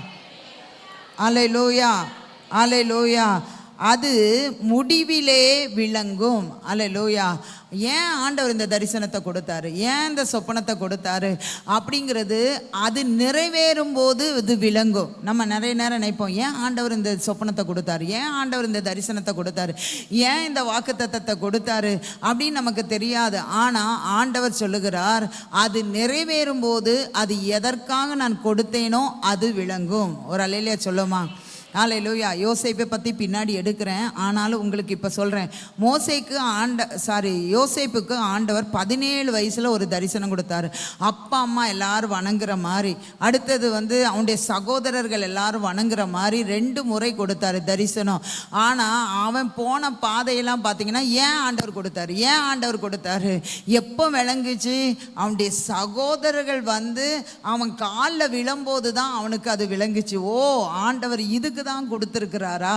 அவனுக்கு ஓரலாக தெரியும், ஆனால் அதை நடப்பதற்கான வாய்ப்புகள் இல்லை. அப்போ ஆண்டவர் கொடுத்த தரிசனம், ஆண்டவர் கொடுத்த வாக்குத்தத்தம் நமக்கு இப்போ தெரியாது, ஆனால் ஒரு நாள் அது நமக்கு தெரிய வரும். அந்த நாள் அது நிறைவேறி இருக்கும். ஒரு அல்லேலூயா சொல்லுமா? சத்தமா ஒரு அல்லேலூயா சொல்லுமா? இன்னும் சத்தமா சொல்லுவோமா? அல்லேலூயா. ஆதலால் அது இன்னும் இருக்கிறது. உங்களுக்கான தரிசனம் இன்னும் உங்களுக்காகவே இருக்கிறது, உங்களுக்கான தீர்க்கதரிசன வார்த்தை உங்களுக்காகவே இருக்கிறது, உங்களுக்கான வெளிப்பாடு உங்களுக்காகவே இருக்கிறது. அது நிறைவேறும். அடுத்தது சொல்லுது, அது பொய் சொல்லாது. அல்லேலூயா. நமக்கு ஆண்டவர் ஒரு தரிசனத்தை கொடுத்தால் அது பொய் சொல்லாது. அவர் சொல்லிட்டு செய்யாம இருக்க மாட்டாரு, அவர் கண்டிப்பாக செய்வார். ஒரு அல்லேலூயா சொல்லுமா? சத்தமா ஒரு அல்லேலூயா சொல்லுமா? அவர் கண்டிப்பாக செய்வார். அல்லேலூயா. ஆண்டவர் சொல்லுகிறார், நான் பொய் சொல்ல ஒரு மனிதன் அல்ல, நான் மனமாற ஒரு மனுபுத்திரனும் அல்ல. நான் சொல்லியும் செய்யாது இருப்பேனோ, நான் வசனித்தும் நிறைவேற்றாது இருப்பேனோ. அல்லேலூயா. எபிரேயர் 11ஆம் அதிகாரத்தில் வாக்குத்தத்தம் பண்ணினவர் உண்மை உள்ளவர். தீர்க்கதரிசன புஸ்தகத்தில் நான் சொன்னேன், நான் அதை நிறைவேற்றுவேன், நான் திட்டம் பண்ணினேன், செய்து முடிப்பேன். யாக்கோபுக்கு சொன்ன, நான் உனக்கு சொன்னதை செய்யும் அளவு உன்னை கைவிடுவதில்லை. இப்படி அவர் சொன்னதை அவர் செய்வார். அவர் பொய் சொல்ல நம்மளை மாதிரி மனிதன் அல்ல, அவர் மனமாற மனுபுத்திரனும் அல்ல. அது பொய் சொல்லாது. உங்களுக்கு கர்த்தர் கொடுத்த வாக்குத்தத்தங்கள், உங்களுக்கு கர்த்தர் கொடுத்த தரிசனங்கள், உங்களுக்கு கர்த்தர் கொடுத்த வெளிப்பாடுகள் பல வருடங்கள் ஆனாலும் அது நிறைவேறும். ஒரு அல்லேலூயா சொல்லுமா? ஆனால் நேற்று நைட்டு ஒரு 10 மணிக்கு மேலே இருக்கும், மோள் என்னை கூப்பிட்டா, அமெரிக்காவிலேருந்து கூப்பிட்டா, ஆண்டி நாங்கள் எங்கே இருக்கிறோன்னு தெரியுமா அப்படின்னு. ஆனால் அவங்க இன்றைக்கி நயகரா நீர்வீழ்ச்சிக்கு போகிறது எனக்கு தெரியும், ஆனால் அவங்க எங்கே இருக்காங்கன்னு தெரியாது. அவள் வீடியோவிலே வந்தா, டக்குன்னு வீடியோவில் வரமாட்டா. அநேக நேரத்தில் நம்ம ஃபோனில் தான் நாங்கள் பேசுவோம், ஆடியோவில். அன்றைக்கி வீடியோவில் வந்துட்டா, என்ன எங்கே இருக்க அப்படின்னா, நாங்கள் கனடாவில் இருக்கிறோம் ஆண்டி அப்படின்னா. எப்படி கனடாவுக்கு போனேன்னு அவளே சொல்லிட்டா, ஆண்டி அந்த அமெரிக்காவுக்கும் கனடாவுக்கும் இந்த அந்த நீர்வீழ்ச்சி இருக்கிறது, அது 2 பக்கமும் இருக்கிறது. அதை நம்ம ஒரு பிரிட்ஜ் இருக்குது, ஒரு பாலம் இருக்கிறது, அதை தாண்டினா நம்ம நடந்து கொஞ்சம் தூரம் நடந்து வந்துட்டா நம்மளுக்கு அந்த பாஸும் வாங்கி வச்சுருந்தோன்னா நம்ம அங்கே போயிடலாம் அப்படின்னு சொன்னான். அப்போ எனக்கு உடனே 40 வருஷத்துக்கு முன்னால் ஆண்டவர் எனக்கு காண்பித்த தரிசனம் நினைவுக்கு வந்தது. நயகரா நீர்வீழ்ச்சிக்கு முன்னால் நான் நிற்கிற மாதிரி ஒரு தரிசனம். அல்லேலூயா. நான் சொன்னேன், நான் ஒரு நாள் அங்கே வருவேன். அல்லேலூயா. கர்த்தர் அநேக டைம் அவர்கிட்ட சொல்லியிருக்கேன், ஆண்டவர் சொன்னது நடக்கும். அல்லேலூயா. 40 வருஷத்துக்கு மேலே ஆனாலும் அது நடக்கும். அல்லேலூயா. கர்த்தர் என்னை அங்கே கொண்டு வருவார் அப்படின்னு. அப்போ அவ சொன்னா, கண்டிப்பாக கொண்டு வருவார் ஆண்டி அப்படின்னு சொன்னா. அருமையான தேவனே, 40 வருடம் ஆனால் நாம் ஏன் மறக்க வேண்டும்? கர்த்தர் ஒன்றை சொன்னால் அதை செய்வார். 40 வருஷத்துக்கு முன்னால் நம்முடைய சபை பயங்கரமாக வளரும் என்பதை ஆண்டவர் எனக்கு சொன்னார். அப்போ நான் ஊழியத்துக்கு வருவேன்னு எனக்கு தெரியாது. நான் ஊழியத்துக்கு வரமாட்டேங்கிற ஒரு சூழ்நிலையில தான் நான் எப்பவும் ஆண்டவர்கிட்ட பேசிட்டு இருப்பேன். நான் ஊழியத்துக்கே வரமாட்டேன், முழு நேர ஊழியத்திற்கு வரமாட்டேன். ஆனால் சபையோடு சேர்ந்து நல்ல ஊழியம் செய்வேன், எல்லா ஊழியத்தையும் செய்வேன். சண்டே ஸ்கூல் எடுப்பேன், நான் யூத் மீட்டிங் எடுப்பேன். அல்லேலூயா. சபைக்கு நல்லா கொடுப்பேன். அல்லேலூயா. பாஸ்டருக்கு நல்லா ஹெல்ப் பண்ணுவேன். பாஸ்டருக்கு எழுத மலையாளம், அவங்க நல்லா தமிழ் எழுத தெரியாது. என்னன்னாலும் எழுதுறது நான் தான் எழுதி கொடுப்பேன், எல்லா வேலையும் செய்வேன். ஆனால் நான் முழு நேர ஊழியத்துக்கு வரமாட்டேன்னு சொன்ன நாட்கள், அந்த நாட்கள் ஒரு 18 வயதுலேருந்து ஒரு 20-22 வயது வரைக்கும் ஆண்டவர் தொடர்ந்து என்கிட்ட நிறைய பேசிகிட்டே இருப்பார். அப்போ ஆண்டவர் எனக்கு ஒரு தரிசனத்தை கொடுத்தார். வயல் நிலங்கள் ஏகமாய் விளைந்திருக்கிறது, அதன் மத்தியிலே நான் நிற்கிறதை ஆண்டவர் காண்பித்தார். அது இன்னும் நிறைவேறலை. ஏதோ கொஞ்சம் தான் வயல் நிலங்கள் வந்திருக்கிறது, அறுவடை அறுத்து. அது கண்டிப்பாக நிறைவேறும் என்று நான் விசுவாசிக்கிறேன். ஏனென்றால் அவர் பொய் சொல்ல மாட்டார். அந்த தரிசனம் இன்னும் வைக்கப்பட்டிருக்கிறது. அந்த அறுவடையை நான் பார்ப்பேன். அடுத்தது என்ன சொல்லப்பட்டிருக்கிறது? தாமதித்தாலும் அதற்கு காத்திரு. அல்லேலூயா. நான் சொன்னேன்லவா, 1 வருஷம் 2 வருஷம் இல்லை, 40 வருஷம் நான் காத்திருக்கிறேன். நான் நயகரா நீர்வீழ்ச்சியை ரொம்பலாம் நான் யோசிக்க மாட்டேன். எப்போவாது இப்படி பேசினா நான் சொல்லுவேன். ஆனால் என்னுடைய அடிக்கடி சிந்தனையெல்லாம் எப்போ இந்த சர்ச் வளரும், எப்போ இந்த காலியான சேர்கள் எல்லாம் நிறையும், எப்பொழுது காலையில் 5 மணியிலிருந்து மத்தியானம் 2 மணி வரைக்கும் ஆராதனை தொடர்ந்து கொண்டே இருக்கும். இப்படி தான் என்னுடைய சிந்தனை இருக்கும். கண்டிப்பாக அது தாமதித்தாலும் அதற்கு நான் காத்திருக்கிறேன். அருமையான தேவனுடைய பிள்ளைகளே, உங்களுக்கு கர்த்தர் கொடுத்த தரிசனங்கள், உங்களுக்கு கர்த்தர் கொடுத்த வெளிப்பாடுகள், உங்களுக்கு கர்த்தர் கொடுத்த வாக்குத்தத்தங்கள் நிறைவேறாமல் இருக்கலாம். அல்லேலூயா. அவைகள் இன்னும் வைக்கப்பட்டிருக்கிறது. அது பொய் சொல்லாது. அது தாமதித்தாலும் நீங்கள் அதற்கு காத்திருங்கள். தாமதம் நமக்கு பெஸ்டானதை கர்த்தர் தருவதற்காக தாமதிக்கிறார். ஒரு அல்லேலூயா சொல்லுவோமா? அல்லேலூயா. அடுத்து சொல்லப்பட்டிருக்கிறது, அல்லேலூயா, அது நிச்சயமாய் வரும். அப்படின்னா நிச்சயமாய் அது நிறைவேறும். எல்லாம் சொல்லுங்க, நல்ல சத்தமாக தான் சொல்லுங்களேன். எல்லாரும் வாயை திறந்து சொல்லுங்க. எது நிறைவேறும்? நமக்கு கர்த்தர் கொடுத்த வாக்குத்தத்தங்கள், கர்த்தர் கொடுத்த தரிசனங்கள், கர்த்தர் கொடுத்த வெளிப்பாடுகள், கர்த்தர் கொடுத்த தீர்க்க தரிசன வார்த்தைகள், இவைகள் எல்லாம் நிச்சயமாய் நிறைவேறும். அல்லேலூயா, அல்லேலூயா, அல்லேலூயா. அதனால தான் பாட்டுக்காரர் பாடுகிறார், நிச்சயம் வரும், நிச்சயம் வரும், சுற்றிலும் உள்ள கண்கள் அதை பார்க்கும். நம்மை சுற்றிலும் உள்ள கண்கள் கர்த்தர் நமக்கு அந்த கொடுத்த தரிசனங்கள், சொப்பனங்கள், வாக்குத்தத்தங்கள், தீர்க்கதரிசனங்கள் நிறைவேறும் போது எல்லாரும் பார்க்க கர்த்தர் உதவி செய்வார். ஒரு அல்லேலூயா சொல்லுவோமா? கடைசியாக சொல்லுது, அது தாமதிப்பது இல்லை. முதல்ல சொல்லியிருக்கிறாரு, தாமதித்தாலும் அதற்கு காத்திரு. அப்போ ஆபகுக்கு நிறைய வருஷம் காத்திருக்கிறாரு. இப்போ என்ன சொல்கிறாரு அந்த வசனத்தில் கடைசியில், அது தாமதிப்பது இல்லை. அப்படின்னா நான் நிறைய நாள் காத்திருந்துட்டேன், ஆனால் கர்த்தர் இந்த நாட்களில் அதை எனக்கு நிறைவேற்ற போகிறார். அது தாமதிப்பதில்லை. பக்கத்தில் உள்ளவங்களை பார்த்து சொல்லுங்க, அது தாமதிப்பது இல்லை. ஆமென். இப்போ முதல்ல இருந்து சொல்லலாமா அந்த வசனத்தை? எல்லாம் சத்தமாக என் கூட சொல்லுங்க. அந்த வசனத்தை பார்த்தே சொல்லுங்க. குறித்த காலத்திற்கு தரிசனம் இன்னும் வைக்கப்பட்டிருக்கிறது. அப்படி சொல்லணும். குறித்த காலத்திற்கு தரிசனம் இன்னும் வைக்கப்பட்டிருக்கிறது. முடிவிலே அது விளங்கும். முடிவிலே எப்போ அது நிறைவேறுதோ அப்போ எதுக்காக இந்த தரிசனத்தை கொடுத்தாருங்கிறது நிறைவேறும். அடுத்தது, அது பொய் சொல்லாது. சத்தமாக சொல்லுங்க, அது பொய் சொல்லாது.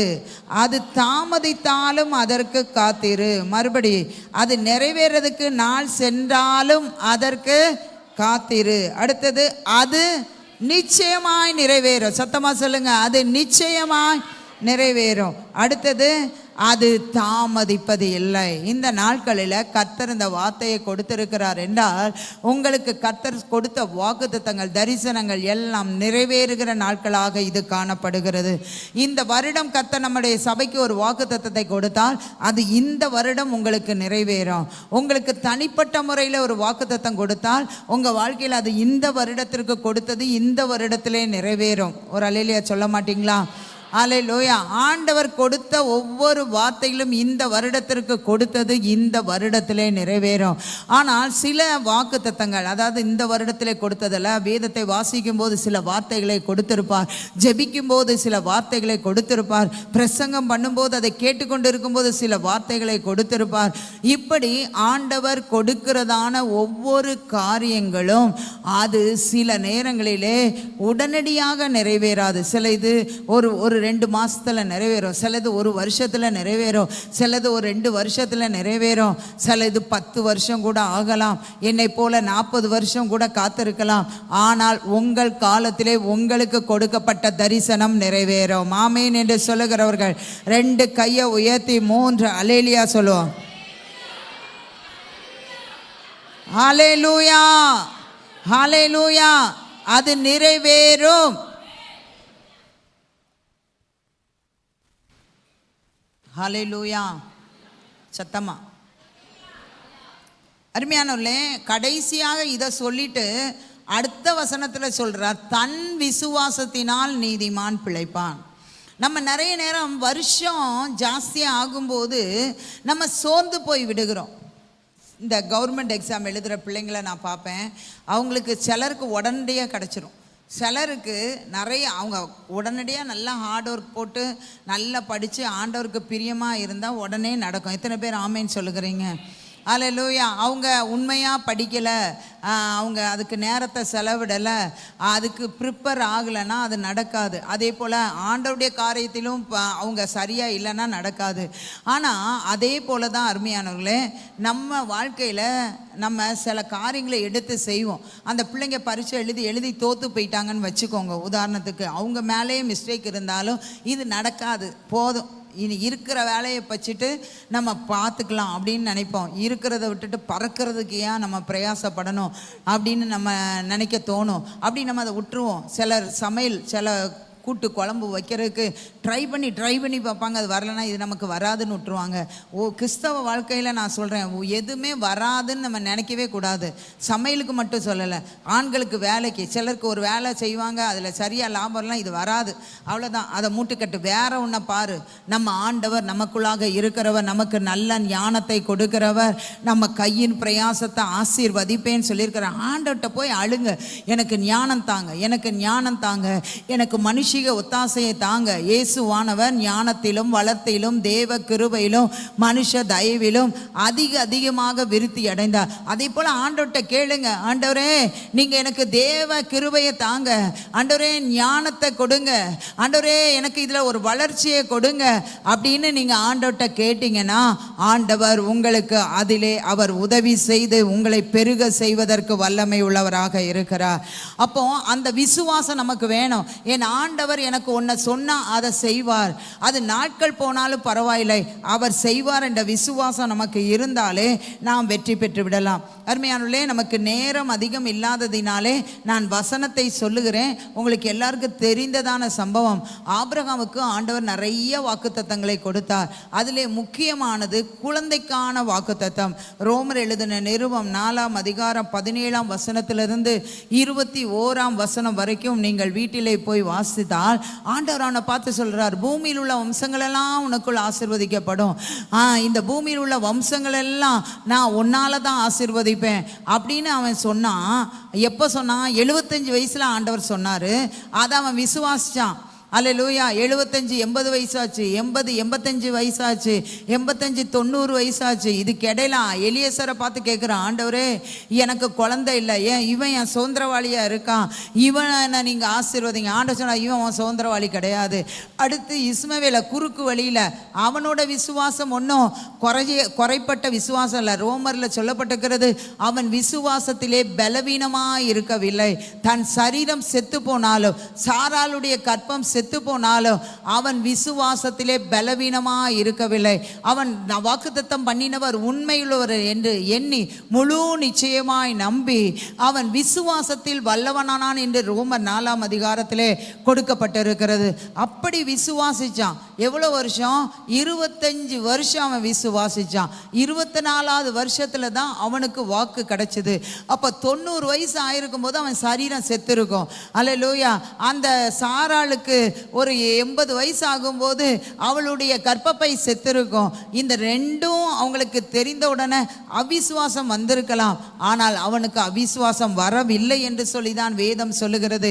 என் ஆண்டவர் எனக்கு சொன்ன வார்த்தை அது நிறைவேறும். அது ஆண்டவர் கடைசியாக வர வர அவன் சரீரம் செத்து போகுது.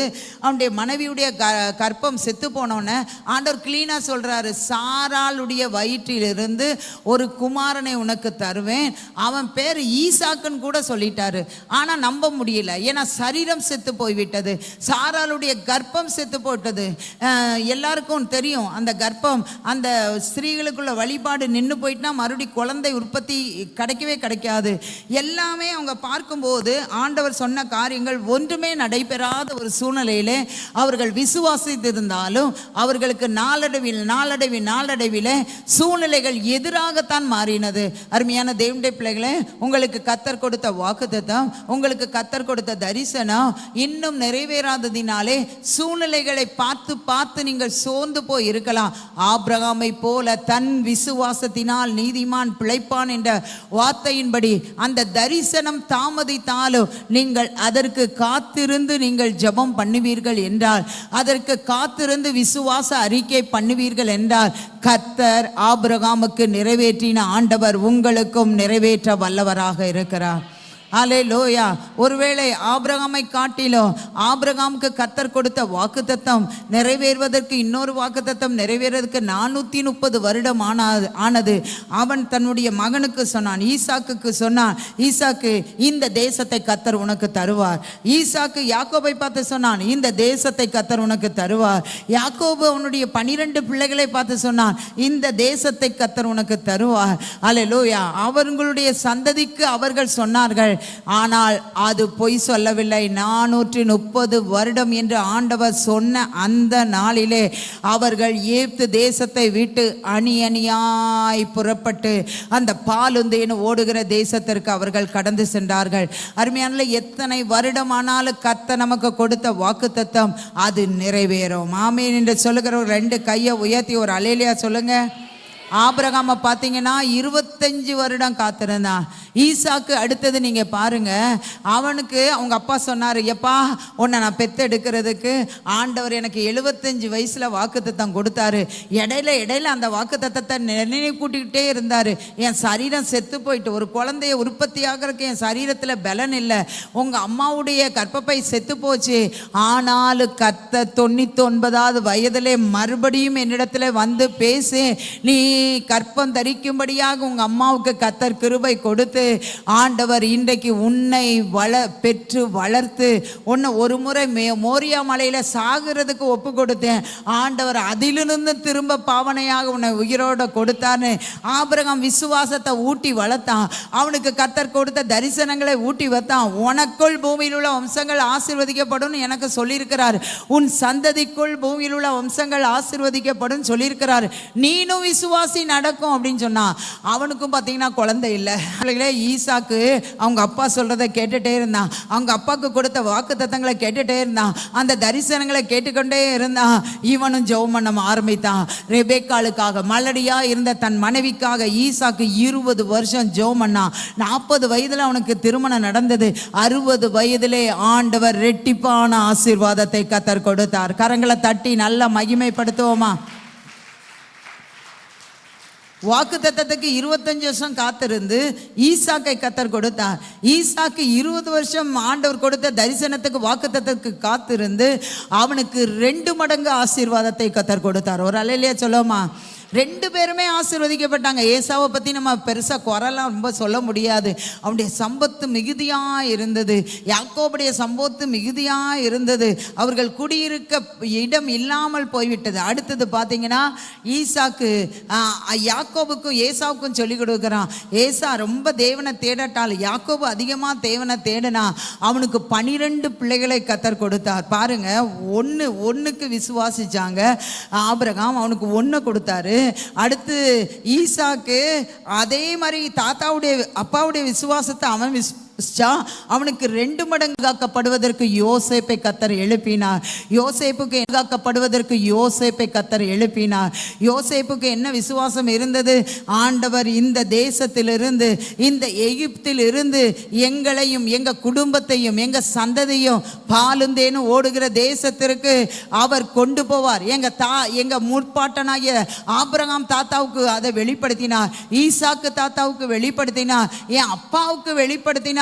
இப்போ எனக்கும் வெளிப்படுத்திருக்கிறார். அதனால அவன் சாவறதுக்கு முன்னால அவனுடைய சகோதரர் பார்த்து சொன்னாங்க, நிச்சயமா இந்த இடத்திலிருந்து கர்த்தர் உங்களை பாலுந்தேன்னு ஓடுகிற தேசத்திற்கு கொண்டு போவார்.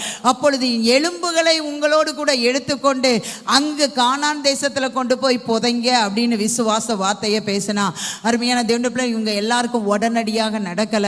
ஆனா தாமதித்தது. ஆண்டவர் கொடுத்த தரிசனம் தாமதித்தது. ஆண்டவர் கொடுத்த வாக்குத்தத்தம் தாமதித்தது. ஆபிரகாம் அப்படியே விசுவாசித்தான். ஈசாக்கு அப்படியே விசுவாசித்தான். அந்த காரியம் தாமதமானாலும் அதை நம்பினாங்க. கர்த்தர் சொன்னது நடக்கும்னு.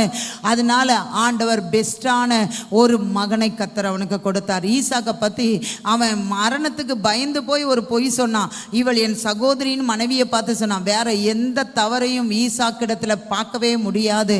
ஈசாக்கு 100 மடங்கு ஆசீர்வதிக்கப்பட்டான். ஐஸ்வர்யனாகி வர வர விருத்தி அடைந்து மகா பெரிய மனுஷனானா. இதுக்கெல்லாம் காரணம் என்ன தெரியுமா? ஆபிரகாம் கர்த்தர் கொடுத்த அந்த வாக்குத்தத்தத்தின் புத்திரனை பெறுவதற்கு 20 வருடம் காத்திருந்தான். அது தாமதிக்காமல் ஒரு நாளிலே 25 வருடம் முடிந்து வந்தது. பெஸ்டான ஒரு மகனை கர்த்தர் கொடுத்தார். அல்லேலூயா. ஈசாக்கு 20 வருடம் ஜெபம் பண்ணினான். பெஸ்டான 2 பிள்ளைகளை கர்த்தர் கொடுத்தார். அதிலே குறிப்பாக ஆண்டவருடைய காரியங்களை தேடுகிறதான யாக்கோபை கர்த்தர் கொடுத்தார். அந்த யாக்கோபை கர்த்தர் கொடுக்க போய் தான் யாக்கோபு 12 பிள்ளைகளை பெற்றெடுத்து அவனும் அவர்களுக்கு ஆண்டவரை பற்றி, ஆண்டவருடைய தரிசனங்களை பற்றி சொன்னான். அருமையான தேவனுடைய பிள்ளைகளே, உங்களுக்கு வாக்குத்தத்தங்கள் தாமதமாக இருக்கிறதா? பெஸ்டானதை கர்த்தர் கொடுக்க தான் அது தாமதிக்கிறது. ஒரு அல்லேலூயா சொல்லுமா? அல்லேலூயா, அல்லேலூயா. நான் வசனங்கள் எல்லாம் எடுக்கிறதுக்கு நமக்கு நேரலான உங்களுக்கு எல்லாம் நல்லா தெரிஞ்ச வசனங்கள் தான். அதனால தான் நான் கடகடன் போகிறேன். அடுத்து அவனுக்கு என்ன வாக்குத்தத்தம் கொடுத்தார்? இந்த பூமியை கொடுப்பேன் என்று சொன்னார்ல.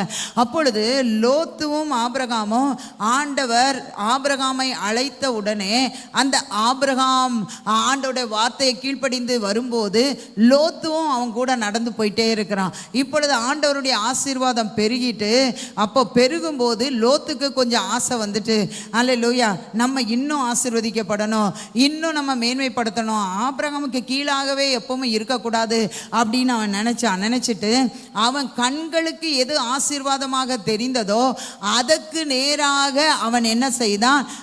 அதை சூஸ் பண்ணான். அநேக நேரத்தில் கர்த்தர் கொடுத்த வாக்குத்தத்தத்தை விட்டுட்டு நம்ம கண்ணுக்கு எது நல்லா இருக்குது, நம்ம செவிக்கு எது நல்லா இருக்குது, நம்ம மூளைக்கு எது நல்லா இருக்குது அப்படின்னு நினச்சி நம்ம அதுக்கு பின்னால் ஓடுறோம். லோத்து மட்டும் அந்த இடத்த சூஸ் பண்ணாமல் ஆபிரகாம்கிட்ட சொல்லியிருக்கணும், நம்ம மந்தை மேய்ப்பர்களுக்குள்ள பிரச்சனைகளெல்லாம் நம்ம மாற்றிக்கலாம், நீங்கள் கவலைப்படாதீங்க, நான் உங்களை விட்டு போகவே மாட்டேன் அப்படின்னு அவன் இருந்திருந்தானா அவனுடைய வேதத்திலே அவனுடைய பேர் இன்னும் அதிகமாக நல்ல காரியமாக எழுதப்பட்டிருக்கும். ஆனால் அவன் இடையிலே குறுக்கு வழியை நாடினபடினாலே இன்னும் நான் பணக்காரன் ஆகணும், இன்னும் ஐஸ்வர்யவான் ஆகணும், இன்னும் என் மந்தை பெருகணும்னு குறுக்கு வழியில் வழியில் போனதுனால அவனுக்கு என்ன கிடைத்தது? உங்கள் எல்லாருக்கும் தெரியும். அந்த சோதம் குமோரோ அவன் சம்பாதித்த அத்தனை காரியங்களும் அழிக்கப்பட்டது. அருமையான தேவனுடைய பிள்ளைகளே, அடுத்தது அவனுடைய மனைவி பின்னிட்டு பார்த்து உப்பு தூணாளால். அவனுடைய பிள்ளைகள் 2 பெண் பிள்ளைகளும் என்ன செஞ்சாங்க? தான் அப்பா கூடயே சேர்ந்து ஆண்டோடைய சபைக்கு உட்படாத அம்மோனியரையும் மோவாபியரையும் பெற்றெடுத்தார்கள். அவனுடைய சந்ததி கர்த்தரால் ஆசீர்வாதம் பெற்ற சந்ததியாக இராமல் ஆசீர்வாதத்திற்கு புறம்பான சந்ததியாக மாறிவிட்டது. அந்த காத்திருக்காததினாலே அவனுடைய வாழ்க்கையும் அவனுடைய சந்ததியும் அழிக்கப்பட்டு விட்டது.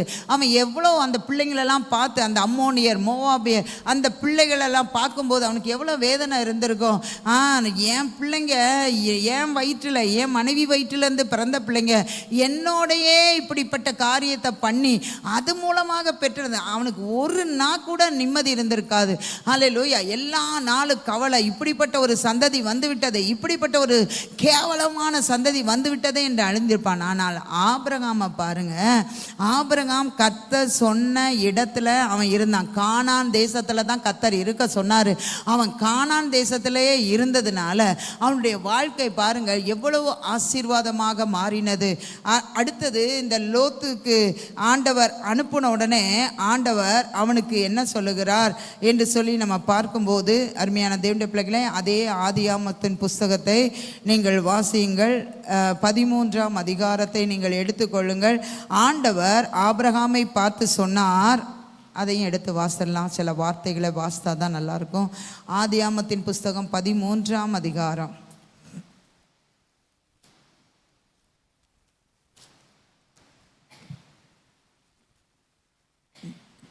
11ஆம் வசனத்தை எல்லாரும் வாசிங்க. எல்லாரும் வாசிங்க. 11ஆம் வசனம்.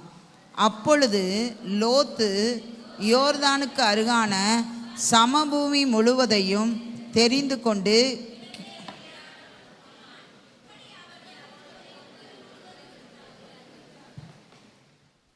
ஒருவரை ஒருவர் பிரிந்தார்கள். அதுக்கு முன்னால் சோதம் கொமோராவை சூஸ் பண்ணால் அது நீர்வளம் பொழிந்திருக்கு, பசுமையாக இருக்குன்னு. யார்? லோத்து.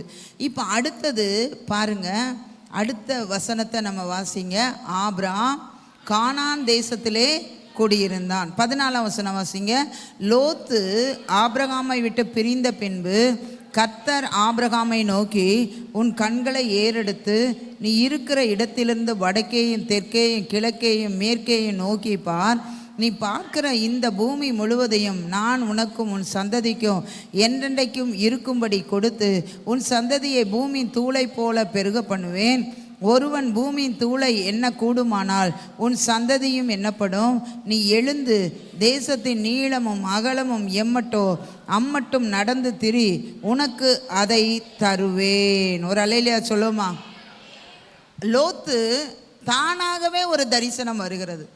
ஆனால் ஆபிரகாமுக்கு அப்படியல்ல, கர்த்தர் கொடுத்த தரிசனம். அல்லேலூயா. கர்த்தர் இப்போதான் அடுத்த தரிசனத்தை கொடுக்குறாரு. நீ இருக்கிறலப்பா இந்த கானான் தேசம், நான் சொல்லுகிற இடத்துல தான் நீ இருக்கிற. அதனால் இது அகலம் எவ்வளவோ நீளம் எவ்வளவோ நடந்து திரி பாரு. எத்தனை நாள் நடந்திருப்போம்? ஒரே நாளில் நடக்க முடியுமா? ஒரே நாளில் நடக்க முடியாது. அது சின்ன கானான் தேசம், சின்ன நாடு தான். ஆனால் நான் நினைக்கிறேன் அவன் எங்கெல்லாம் முக்கு முடங்கெலாம் இருக்கோ அதெல்லாம் நடந்துகிட்டே இருப்பான். டெய்லி கொஞ்ச நேரம் வாக்கிங் போயிட்டே இருப்பான். ஒரு நாள் வடக்க போனால், ஒரு நாள் தெற்க, ஒரு நாள் கிழக்க, ஒரு நாள் மேற்க. அவன் தேசத்தின் அகலமும் நீளமும் விமட்ட 1 வருஷம் கூட நடந்திருக்கலாம். ஆனால் ஆண்டவர் சொன்னதை அவன் அந்த தரிசனத்தை அவன் நிறைவேறும்னு நம்பி நடந்து போனான். அடுத்து அங்கே என்ன சொல்லப்பட்டிருக்குது? அடுத்தது பாருங்க, அதை தருவேன்னு சொன்னார்ல. மறுபடி 15ஆம் அதிகாரம் அவன் ஆண்டவருக்கு பலி செலுத்துகிறான். 13ஆம் வசனத்தை வாசிங்க எல்லாரும். 15, 13 எல்லாம் சத்தமாக வாசிங்க. அப்பொழுது அவர், உன் சந்ததியார் அந்நிய தேசத்திலே பரதேசிகளாய் இருந்து அத்தேசத்தை சேவிப்பார்கள் என்றும் அவர்களால் 400 வருஷம் உபத்திரவப்படுவார்கள் என்றும் நீ நிச்சயமாய் அறிய கடுவாய். இவர்கள் சேவிக்கும் ஜாதிகளை நான் நியாயம் தீர்ப்பேன். பின்பு மிகுந்த பொருட்களுடனே புறப்பட்டு வருவார்கள். நீ சமாதானத்தோடே உன் பிதாக்கள் இடத்தில் சேருவாய், நல்ல முதிர் வயதிலே அடக்கம் பண்ணப்படுவாய். 4ஆம் தலைமுறையிலே அவர்கள் இவ்விடத்திற்கு திரும்ப வருவார்கள், ஏனென்றால் எமோரியருடைய அக்கிரமம் இன்னும் நிறைவாகவில்லை. ஒரு அல்லேலூயா சொல்லுமா? ஆபிரகாமுக்கு இப்பொழுது ஒரு தரிசனத்தை கொடுக்கிறார். இந்த தரிசனத்தில் என்ன சொல்கிறாரு? இந்த தேசத்தை நடந்து திரிஞ்சிட்டியா, இதை உனக்கும் உன் சந்ததிக்கும் தருவேன்.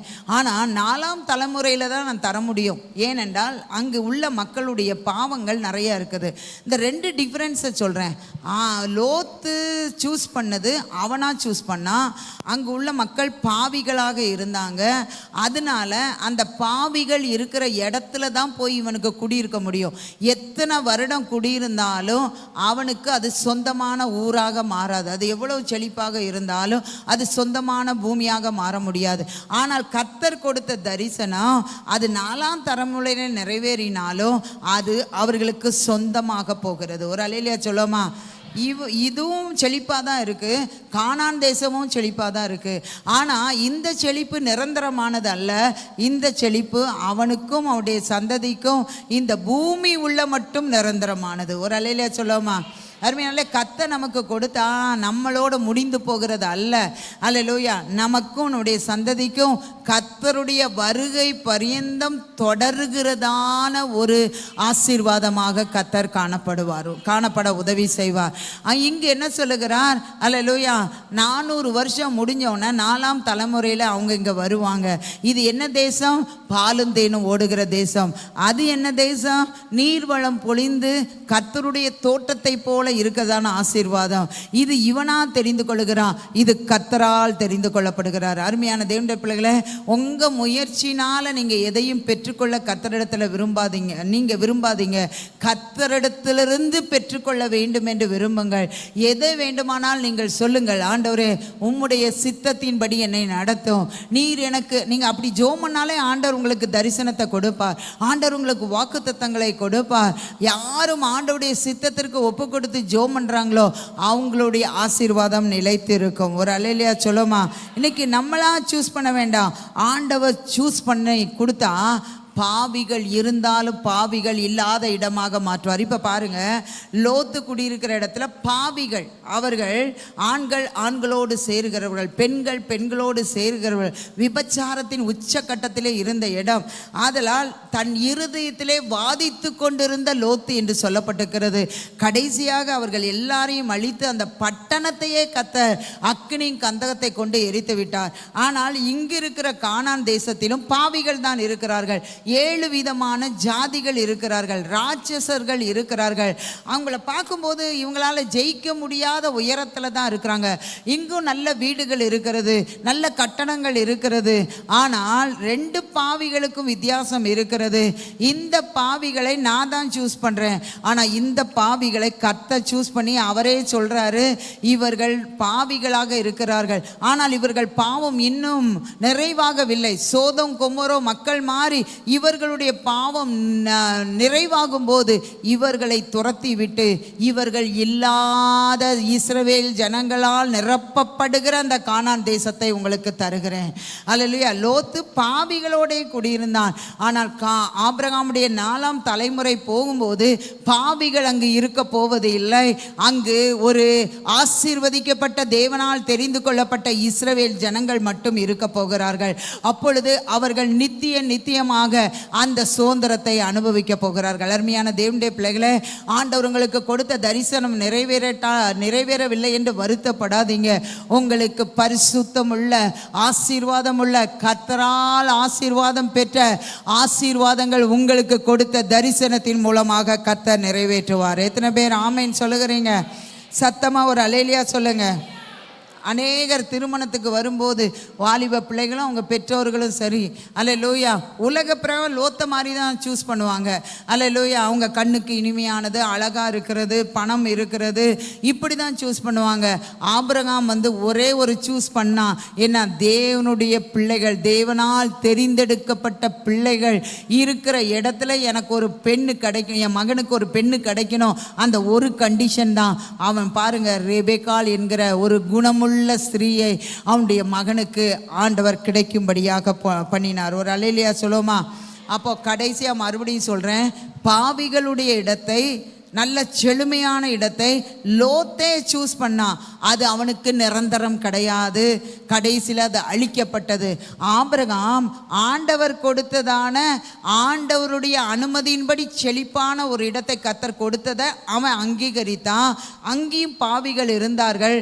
ஆனால் 4 தலைமுறையிலே கர்த்தர் இவர்களை உருவாக்கி 4வது தலைமுறை வரும்போது அவர்கள் பாவம் நிவர்த்தியாகி அவர்களை அந்த தேசத்தை விட்டு அழித்து போட்டு பாவம் இல்லாத ஆசீர்வதிக்கப்பட்ட சந்ததி இருக்கதான ஒரு இடத்தை கொடுத்தார். ஒரு அல்லேலூயா சொல்லுமா, சத்தமா ஒரு அல்லேலூயா சொல்லுமா. அதுக்கப்புறம் மோசஸ் வந்தார். உங்களுக்கு எல்லாருக்கும் தெரியும், அவர் வழி நடத்தினார். அப்போமா அவங்க முறுமுறுத்தாங்க. ஆண்டவர் 40 வருஷம் வனாந்தரத்தில் அலைய விட்டார். அவங்கள நல்லா பரிசுத்தப்படுத்தி அவங்க பிள்ளைங்களை நல்ல பிள்ளைகளாக உருவாக்கி அந்த 430 வருடம் முடிந்த அந்த நாளிலே அவர்களை கர்த்தர் அங்கிருந்து புறப்பட பண்ணினார். ஒரு அல்லேலூயா சொல்லுமா, சத்தமாக ஒரு அல்லேலூயா சொல்லுமா. அருமையானவர்களே, யோசேப்பை எடுத்துக்கொள்ளுங்க. அல்லேலூயா. யோசேப்பை பற்றி நம்ம எல்லாருக்கும் தெரியும். 17 வயதிலே அவனுக்கு தரிசனம் கிடைத்தது. 30 வயதில் தான் அது நிறைவேறினது. 13 வருடம் அவனுக்கு ஆண்டவர் தரிசனம் கொடுத்தார். 17 வயதிலே அவனுக்கு தரிசனம் கொடுத்தார். எல்லாரும் கொஞ்ச நேரம் தான் நான் முடிக்க போகிறேன், நீங்கள் எல்லாரும் என்ன கவனிங்க. 17 வயதில் ஆண்டவர் 11 சகோதரர்கள் அவனை வணங்குற மாதிரி, அப்பா அம்மாவும் 11 சகோதரர்கள் அவனை வணங்குற மாதிரி க்ளீனாக தரிசனம் கொடுத்தாரு. ஆனால் தரிசனம் கொடுத்த அடுத்த நாளே அவன் அதை வெளிப்படுத்தும் போது சகோதரர்கள் அவனுக்கு எதிராக எழும்பி அவர்கள் பொறாமைப்பட்டார்கள். அல்லேலூயா. சத்தமா ஒரு அல்லேலூயா சொல்லுங்க. அவனுக்கு பிரச்சனை தொடங்கிட்டு, உங்களுக்கு ஆண்டவர் தரிசனம் கொடுத்தா அது லெகுவாக அப்படியே கடந்து செல்லாது. உங்களுக்கு பிரச்சனைகள் வரும். ஆனால் பிரச்சனைகளின் நடுவிலும் அந்த தரிசனம் நிறைவேறுவதற்கு கர்த்தர் உங்க கூட இருப்பார். நீங்கள் அவர் கூட இருக்கணும். ஒரு அல்லேலூயா சொல்லுமா. சத்தமா ஒரு அல்லேலூயா சொல்லுமா. இன்னும் சத்தமா ஒரு அல்லேலூயா சொல்லுமா. எடுத்த உடனே அவனுக்கு பிரச்சனை தான் வந்துச்சு. 17 வயதில் அவனுக்கு பிரச்சனை வந்துச்சு. அல்லேலூயா. அவனை எங்கே போயிட்டாங்க, பிரச்சனை பண்ணி பொறாம பண்ணி குழியில் தூக்கி போட்டுட்டாங்க. அவனை கொல்லணும்னு பார்த்தாங்க, கொல்ல வேண்டான்னு குழியில் தூக்கி போட்டாங்க.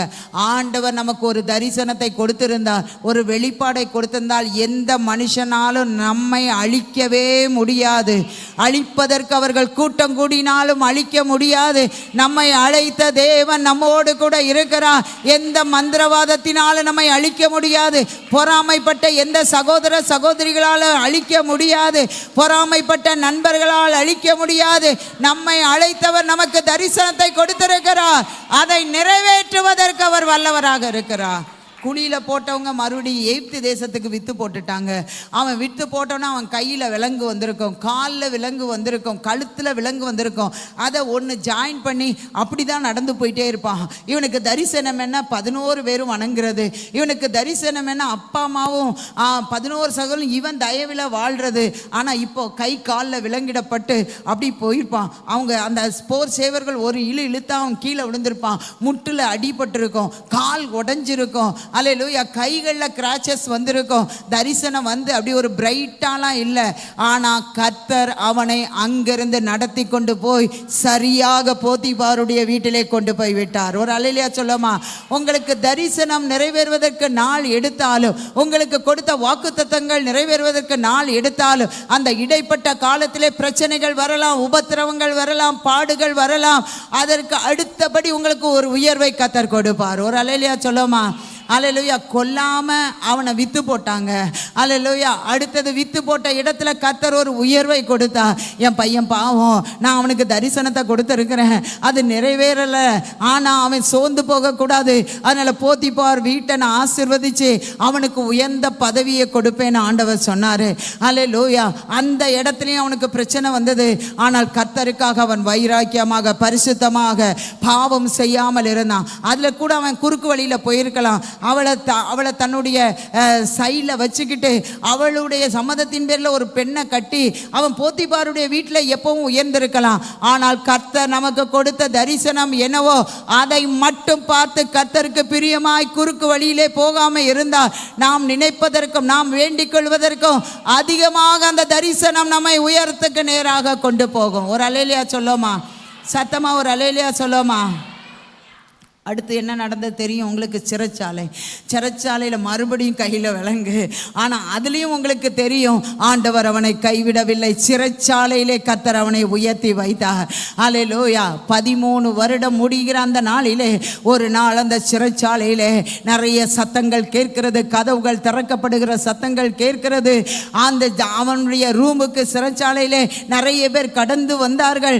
உடனடியாக ஒருவன் கையில் உள்ள விலங்கை அவுக்கிறான், ஒருத்தன் கால் விலங்கை அவுக்கிறான், ஒருத்தன் அவனை கட்டி வைத்திருக்கிறான கட்டுகளை எடுக்கிறான், பழைய வஸ்திரத்தை களைந்து போடுகிறார்கள், போய் நல்ல குளிப்பாட்டுகிறார்கள், நல்ல விலையுறந்த நறுமண பொருட்களை அவனுடைய வஸ்திரத்திலே அவனுடைய உடம்பிலே தேய்க்கிறார்கள்.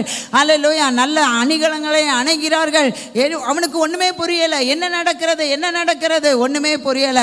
ஆனா அவர்கள் சொன்னார்கள், நீ சொப்பனத்துக்கு அர்த்தத்தை சொல்லுகிற அந்த கிருபை உனக்கு இருக்கிறது.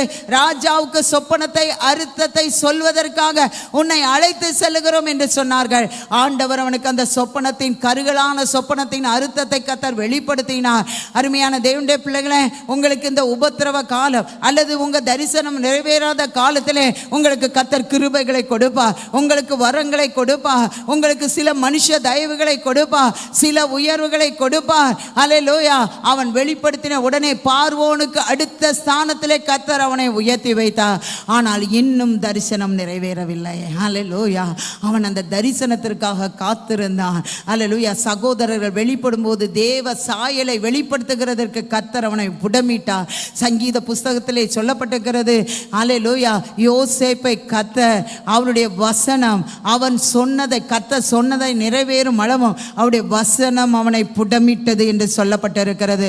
அருமையான சகோதரியே, இந்த நாட்களில் ஆண்டவரே ஏன் எனக்கு இன்னும் தரிசனம் நிறைவேறலை, ஏன் இன்னும் இந்த வார்த்தைகள் நிறைவேறவில்லை, ஏன் இன்னும் எனக்கு ஆண்டவரே நீ சொன்ன தீர்க்கதரிசன வார்த்தைகள் நிறைவேறவில்லை என்று கேள்வி கேட்டு கொண்டு இருக்கிறீர்களோ, கர்த்தர் இந்த நாட்களை உங்களை உருவாக்கி கொண்டு இருக்கிறார். உங்களுக்கு போத்திபார் வீடு அல்ல, உங்க அப்பா கிட்டேயே அவன் இருந்து பலவர்ண அங்கி உடுத்திட்டு இருக்கிற வேலை அல்ல.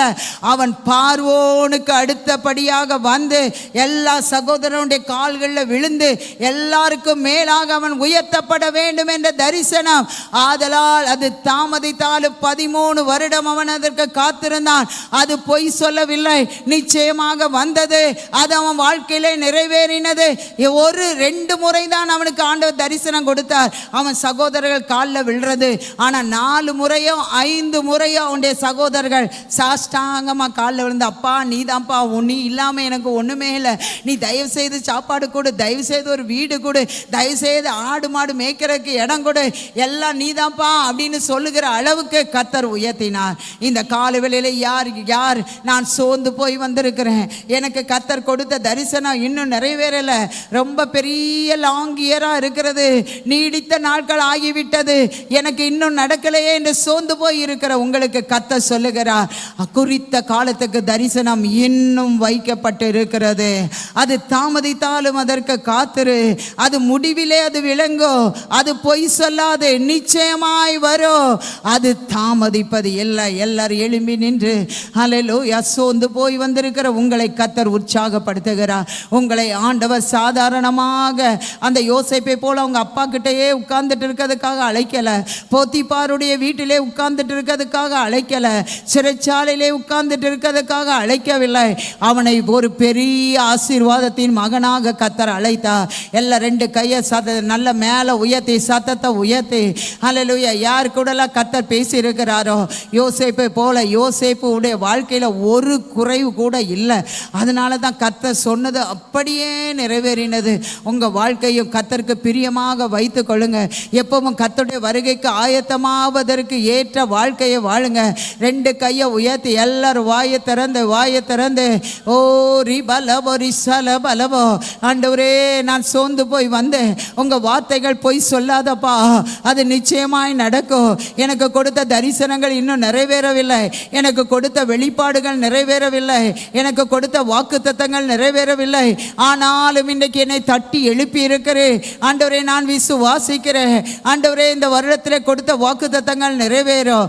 ஓ எல்லாரும் ஒரு 5 நிமிஷம் நல்ல கையை உயர்த்தி அந்நிய பாஷையில ஜெபம் பண்ணுவோம். உங்க அவிசுவாசங்கள் எல்லாம் மாறட்டும்.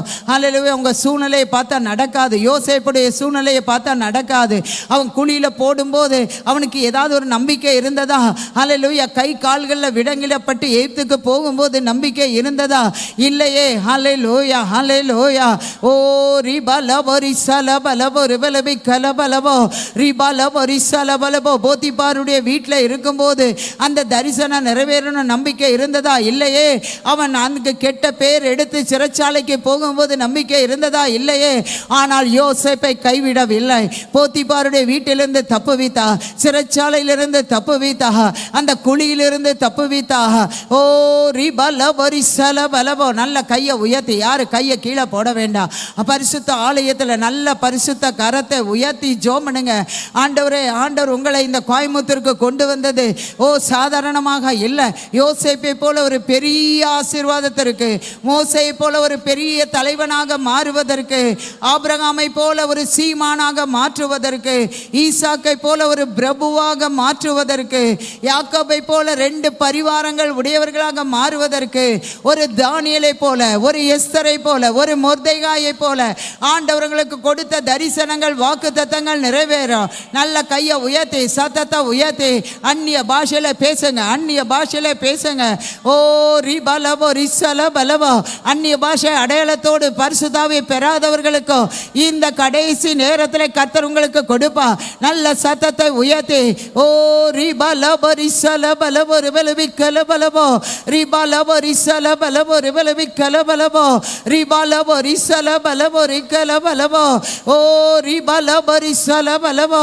நல்ல வாயை திறந்து, வாயை திறந்து ஓ கர்த்தர் உங்களுக்கு அபிஷேகத்தை தருகிறார். விசுவாசத்தை ஆண்டவர் வர்த்திக்க பண்ணுகிறார். உங்களுக்கு ஆண்டவர் வாக்கிய பண்ண போகிறார். ஓ கர்த்தர் உங்களுக்கு சொன்ன வார்த்தைகள் நிறைவேற போகிறது. அது தாமதிப்பது இல்லை. எல்லாம் இப்போ கையை உயர்த்தி அந்நிய பாஷையில பேச ஆரம்பிங்க. நல்ல சத்தமா சத்தமா சத்தமா சத்தமா ஒரு 5 நிமிஷம் அந்நிய பாஷையில ஜெபம் பண்ணிட்டு தான் நம்ம இதை முடிக்க போகிறோம். நல்ல சத்தமா பேசுங்க, பேசுங்க, பேசுங்க, பேசுங்க, பேசுங்க, பேசுங்க. இது பெந்தேகோஸ்தே சபை, இது பெந்தேகோஸ்தே சபை, அந்நிய பாஷையிலே நிரம்பி இருக்கிற சபை. ஓ ரிபலபோ ரிசலபலபோ ரிபலபோ ரிஸ்கலபலபோ. மறைச்சி வைக்காதீங்க, அடக்கி வைக்காதீங்க, சந்தேகப்படாதீங்க. ஹல்லேலூயா, ஹல்லேலூயா. அபிஷேகம் வரும்போது தான் உங்களை பரிசுத்தமாய் நிலைநிறுத்த அந்த அபிஷேகம் உங்களுக்கு உதவி செய்யும். ஓ ரிபலபோ ரிசலபலபோ ரிபலபி கலபலபோ ரிபலபோ ரிசலபலபோ. ஆண்டவரே, இவர்களுக்கு கொடுத்த தரிசனம் ஆண்டவரே நிறைவேறும். தாமதித்தாலும் அவர்கள் அதற்கு காத்திருக்க கிருபை தாங்க. அதற்கு தேவையான அபிஷேகத்தை கர்த்தர் கொடுங்க. அவருடைய விசுவாசம் வர்த்திக்க பண்ணுவதற்கு தேவையான அபிஷேகத்தை கர்த்தர் அவர்களுக்கு கொடுங்க. ஓ ரிபலபோ ரிசலபலபோ ரிபலபி கலபலபோ. இன்னும் சத்தமாக, இன்னும் சத்தம் உயரட்டும், உங்க சத்தம் உயரட்டும், உங்க சத்தம் உயரட்டும். பெந்தேகோஸ்தே சபை விசுவாசிகளை போன்று கர்த்தரை ஆராதிங்க. ஓ ரிபலபோ ரிசலபலபோ ரிபலபி கலபலபோ ரிபலபோ ரிசலபலபோ ரிபலபி கலபலபோ. இன்னும் கொஞ்சம் சத்தம் உயரட்டும், இன்னும் கொஞ்சம் சத்தம் உயரட்டும். கர்த்தருடைய ஆவியானவர்களை கரங்களை தட்ட சொன்னா கரங்களை தட்டி அந்நிய பாஷை பேசுங்க. கரங்களை உயர்த்தி அந்நிய பாஷை பேச சொன்னா கரங்களை உயர்த்தி அந்நிய பாஷை பேசுங்க. உங்களுக்குள்ளாக ஒரு விசுவாசம் வளரட்டும், உங்களுக்குள்ளாக ஒரு விசுவாசம் வளரட்டும், உங்களுக்குள்ளாக ஒரு விசுவாசம் வளரட்டும். ஹல்லேலூயா. ரிபலபோ. 2 காரியங்கள் உங்க வாழ்க்கையில வளரணும். ஒன்று, கர்த்தருடைய வருகையில பங்கு பெற வேண்டும் என்ற நிச்சயமும் எதிர்பார்ப்பும் காணப்படணும். 2வது, ஹல்லேலூயா, உலக பிரகாரமாக நான் மிகவும் உயர்த்தப்படுவேன், உயர்த்தப்படுவேன். என் குடும்பத்தின் நடுவில் உயர்த்தப்படுவேன், என் ஜனங்களின் நடுவில் உயர்த்தப்படுவேன். ஹல்லேலூயா. இன்னும் ஒரு சிலர் பேசல நல்ல அந்நிய பாஷையில. ஹல்லேலூயா, ஹல்லேலூயா. உட்கார்ந்து இருக்கிறவர்கள் எழும்பி நின்று நல்ல அந்நிய பாஷை பேசி அபிஷேகத்தினால நிரப்பப்படுங்க. ஓ ரிபலபோ ரிசலபலபோ ரிபலபி கலபலபோ ரிபலபோ ரிசலபலபோ ரிபலபி கலபலபோ. புதிய பலன், புதிய கிருபை, புதிய விசுவாசம், நங்குரமான விசுவாசத்தை கர்த்தர் உங்களுக்கு கொடுக்கிறார். நல்ல கரங்களை தட்டி அபிஷேகத்தினால நிரப்பப்படுங்க. உங்க அவிசுவாசங்கள் எல்லாம் ஓடி போகும், உங்க பலவீனங்கள் எல்லாம் ஓடி போகும். கர்த்தர் எனக்காக இருக்கிறார், அவர் செய்வார். நான் காத்திருக்கிறேன், நான் காத்திருக்கிறேன். யோசேப்பை உயர்த்தின தேவன், ஈசாக்கை உயர்த்தின தேவன், யாக்கோபை உயர்த்தின தேவன், ஆபிரகாமை உயர்த்தின தேவன், எஸ்தரை உயர்த்தின தேவன், மொர்தெகாயை உயர்த்தின தேவன், ஓ தானியேலை உயர்த்தின தேவன், சாத்ராக் மேஷாக் ஆபேத்நேகோவை உயர்த்தின தேவன், எஸ்ரா நெகேமியாவை உயர்த்தின தேவன். ஓ ரிபலபோ ரிசலபலபோ பலபோ. புதிய பாட்டில இருக்கிற பேதுருவை உயர்த்தின தேவன், பவுலை உயர்த்தின தேவன், தொற்காலை உயர்த்தின தேவன் ஓ என்னையும் உயர்த்துவா. விசுவாசத்தோடு நல்ல கரங்களை தட்டி, நல்ல கரங்களை தட்டி, நல்ல கரங்களை தட்டி. ஓ ரிபலபரி சலபலபோ, நல்ல கரங்களை தட்டி நல்ல ஸ்தோத்திரம் பண்ணுவோம். நல்ல கரங்களை தட்டி கர்த்தரை மகிமைப்படுத்துவோம். நிறைய நேரங்களிலே நாம் தாமதமாகிறதே, எனக்கு தாமதமாகுகிறதே, என்னுடைய ஆசீர்வாதத்திற்கு நான் இன்னும் காத்திருக்கணுமா என்கிற கேள்விக்குறியோடு கூட இருக்கிறோம் அல்லவா? ஆண்டவர் நமக்கு இந்த கால வேளையில் ஒரு உதாரணமாக ஒரு அசூரன்ஸ் கொடுத்திருக்கிறார், ஒரு உறுதியை பண்ணியிருக்கிறார். ஆமென். தாமதமாவது நன்மைக்காகத்தான் கர்த்தர் செய்து கொண்டு இருக்கிறார். அல்லேலூயா. ஆனாலும் குறித்த காலம் என்று ஒரு வார்த்தை அங்கே எழுதப்பட்டிருக்கிறது. குறித்த காலத்தில் அது நிறைவேறும் என்பதுதான் தேவனுடைய வார்த்தை. தாமதம் என்கிறதும் தோல்வி என்பதும் நம்முடைய வாழ்க்கையில கிடையவே கிடையாது. தாமதம் ஆகிறது என்றால் அதில் நன்மை பின்னாடி இருக்கிறது என்பதுதான் அர்த்தம். கர்த்தர் அப்படியாக நமக்கு உதவி செய்ய போகிறபடினால் எல்லார் கரங்களை தட்டி கர்த்தரை ஸ்தோத்திரம் அனுபவமா. ஆண்டவரே உமக்கு நன்றி, உமக்கு நன்றி ஆண்டவரே. உம்முடைய பிள்ளைகளுடைய வாழ்க்கையில ஆண்டவரே தோல்வி என்கிற அத்தியாயம் கிடையவே கிடையாது. ஆனால் தாமதம் இருக்கலாம், ஆனால் தாமதமும் நன்மையாகவே மாற்றுகிறேன். ஆண்டவரே உமக்கு ஸ்தோத்திரம். ஆபிரகாம் 25 வருஷம் தாமதமானது. ஈசாக்கு பல வருடங்களாக அவனுக்கு குழந்தை இல்லாத ஒரு தாமதம் ஏற்பட்டது. மனைவிக்காக அவன் காத்திருக்க வேண்டிய சூழ்நிலை வந்தது. யாக்கோபை பார்க்கும் பொழுது 22 வருஷங்கள் ஆண்டவரே அவன் கடினமாக உழைக்கவும் காத்திருக்கவும் வேண்டியது இருந்தது. ஆனாலும் அந்த 22 வருடங்களும் அவனுக்கு ஒரு மிகுந்த ஒரு வேதனையான காலமாயிருந்தாலும் இன்னொரு பக்கத்தில் அவன் உயர்ந்து கொண்டே தான் வந்தான். ஆண்டவரே உமக்கு ஸ்தோத்திரம். ஒரு நாள் வந்தது, கர்த்தர் அவனை புறப்பட பண்ணினார். அவனுக்கு சகல விதமான ஆசீர்வாதங்களும் நிறைந்து காணப்பட்டது. ஈவன் அவனுடைய சகோதரன் கூட அவனோடு கூட சமாதானம் பண்ண வேண்டிய நேரம் வந்தது. கர்த்தர் அப்படியான கிருபைகளை செய்திருக்கிறார். யோசேப்பு 13 வருடம் காத்திருந்தான் என்று நாங்கள் பார்க்கிறோம். ஆண்டவரே 13 வருடம் அவனுக்கு ஒரு சந்தோஷமான காலங்கள் கிடையாது. சஞ்சலம் நிறைந்த வருஷங்களாய் காணப்பட்டாலும் அவனுக்கு கர்த்தர் கொடுத்த தரிசனம் அது நிறைவேறினது என்று பார்க்கிறோம். அருமையான உம்முடைய பிள்ளைகளுடைய வாழ்க்கையில கால தாமதமாக காத்திருக்கிறது அவளுக்கு மிகுந்த கஷ்டமாயிருக்கிறது. ஆண்டவரே நீர் அவளுக்கு உதவி செய்ய இந்த வேளையில நாங்கள் ஜெபம் பண்ணுகிறோம். எத்தனை பேர் அப்படி எதிர்பார்ப்போடு கூட இருக்கிறீங்க? பல மாதங்கள், பல வருடங்கள், பல காலங்கள் இந்த கோர்ட்டு கேஸ், இந்த காரியம், இந்த பிரச்சனை, இந்த வியாதி, இந்த போராட்டம் என்னை மிகவும் அழுத்துகிறது. எனக்கு இதிலிருந்து கர்த்தர் ஒரு விடுதலை தருவார் என்ற ஒரு நிச்சயம் எனக்கு இருக்கிறது. ஆனால் அது நன்மைக்காகத்தான் இருக்கிறது என்பதை இன்றைக்கு கர்த்தர் எனக்கு நினைப்பூட்டி இருக்கிறார். நான் அதை விசுவாசிக்கிறேன். என் தேவன் ஒருபோதும் தீமை செய்யவும் மாட்டார், தீமையானவைகளை அனுமதிக்கவும் மாட்டார். அதில் நான் உறுதியாக இருக்கிறேன் என்று சொல்லுகிறவர்கள் மட்டும் உங்கள் கரத்தை உயர்த்தி வைத்துக் கொள்ளுங்கள். நான் இப்பொழுது உங்களோடு கூட சேர்ந்து ஜெபம் பண்ண போகிறேன். ஆண்டவரே கரங்களை உயர்த்தி வைத்திருக்கிற நம்முடைய பிள்ளைகளுக்காக நாங்கள் இந்த வேளையில் ஜெபம் பண்ணுகிறோம். தரிசனம் என்பது ஆண்டவரே ஆசீர்வாதம் என்பது வாக்குத்தத்தத்தின் நிறைவேறுதல் அது குறிப்பிட்ட காலத்திற்கென்று வைக்கப்படுகிறது. தேவன் சொன்னால் சொன்னதை செய்வார் என்பதுதான் எங்களுக்கு கர்த்தர் கொடுத்ததான வாக்குத்தத்தத்தின் அடையாளம். ஆண்டவரே இந்த வேளையில் கரங்களை உயர்த்தி ஜெபிக்கிற உம்முடைய பிள்ளைகளுடைய வாழ்க்கையில கர்த்தர் நிறைவேற்றி கொடுங்க. ஆசீர்வாதங்களை கர்த்தர் தருவீராக. அற்புதங்கள் நடைபெறுவதாக, அதிசயங்கள் உம்முடைய நாமத்தினாலே ஏற்படுவதாக. நசரேயனாகிய இயேசுவின் நாமத்தினாலே அற்புத அடையாளங்களோட வாழ்க்கையில நடக்கட்டும். அநேக வருஷ கணக்கில் காணப்படுகிற வியாதிகள், வியாதின் கூறுகள், ஆண்டவரே வியாதி போன்ற அடிமைத்தனத்தின் ஆவிகள், பொல்லாத பிசாசனுடைய சகல விதமான கிரியைகள் எல்லாவற்றையும் இந்த வேளையில அழிக்கப்பட நாங்கள் ஜெபம் பண்ணுகிறோம். இன்றைக்கு இந்த நாளிலே அவர்களுக்கு ஒரு விடுதலை உண்டாகட்டும், விடுதலை உண்டாகட்டும். ஆண்டவரே கோர்ட்டு கேஸினாலே பல வருடங்களாக சிரமப்படுகிற நம்முடைய பிள்ளைகளுக்கு ஆண்டவருடைய இருதயம் ஆண்டவரே சோர்ந்து போய் காணப்படலாம். இப்பொழுது நாங்கள் அதை உறுதிப்படுத்துகிறோம். இயேசுவின் நாமத்தினாலே அவைகள் மாறுவதாக. இயேசுவின் நாமத்தினாலே அவைகள் மாறுகிறதற்காக நாங்கள் உமக்கு நன்றி செலுத்துகிறோம். திருமண தடைகள் ஏற்பட்டு பல ஆண்டுகளாக தடைபட்டு காணப்படுகிற திருமண வாழ்க்கை கர்த்தருடைய நாமத்தினாலே நடைபெறுவதாக. இயேசு இயேசுவின் நாமத்தினாலே நாங்கள் ஜெபம் பண்ணுகிறோம். கர்த்தருடைய வல்லமையுள்ள கரம் இந்த காலவேளையிலே இறங்கி கிரியை செய்வதாக ஆண்டவரே. உம்முடைய பிள்ளைகளோட வாழ்க்கையில அற்புதங்களை செய்யுங்க. பொருளாதாரத்தில் அற்புதத்தை செய்யுங்க. குடும்ப சமாதானத்தில் ஒரு அற்புதத்தை செய்யுங்க.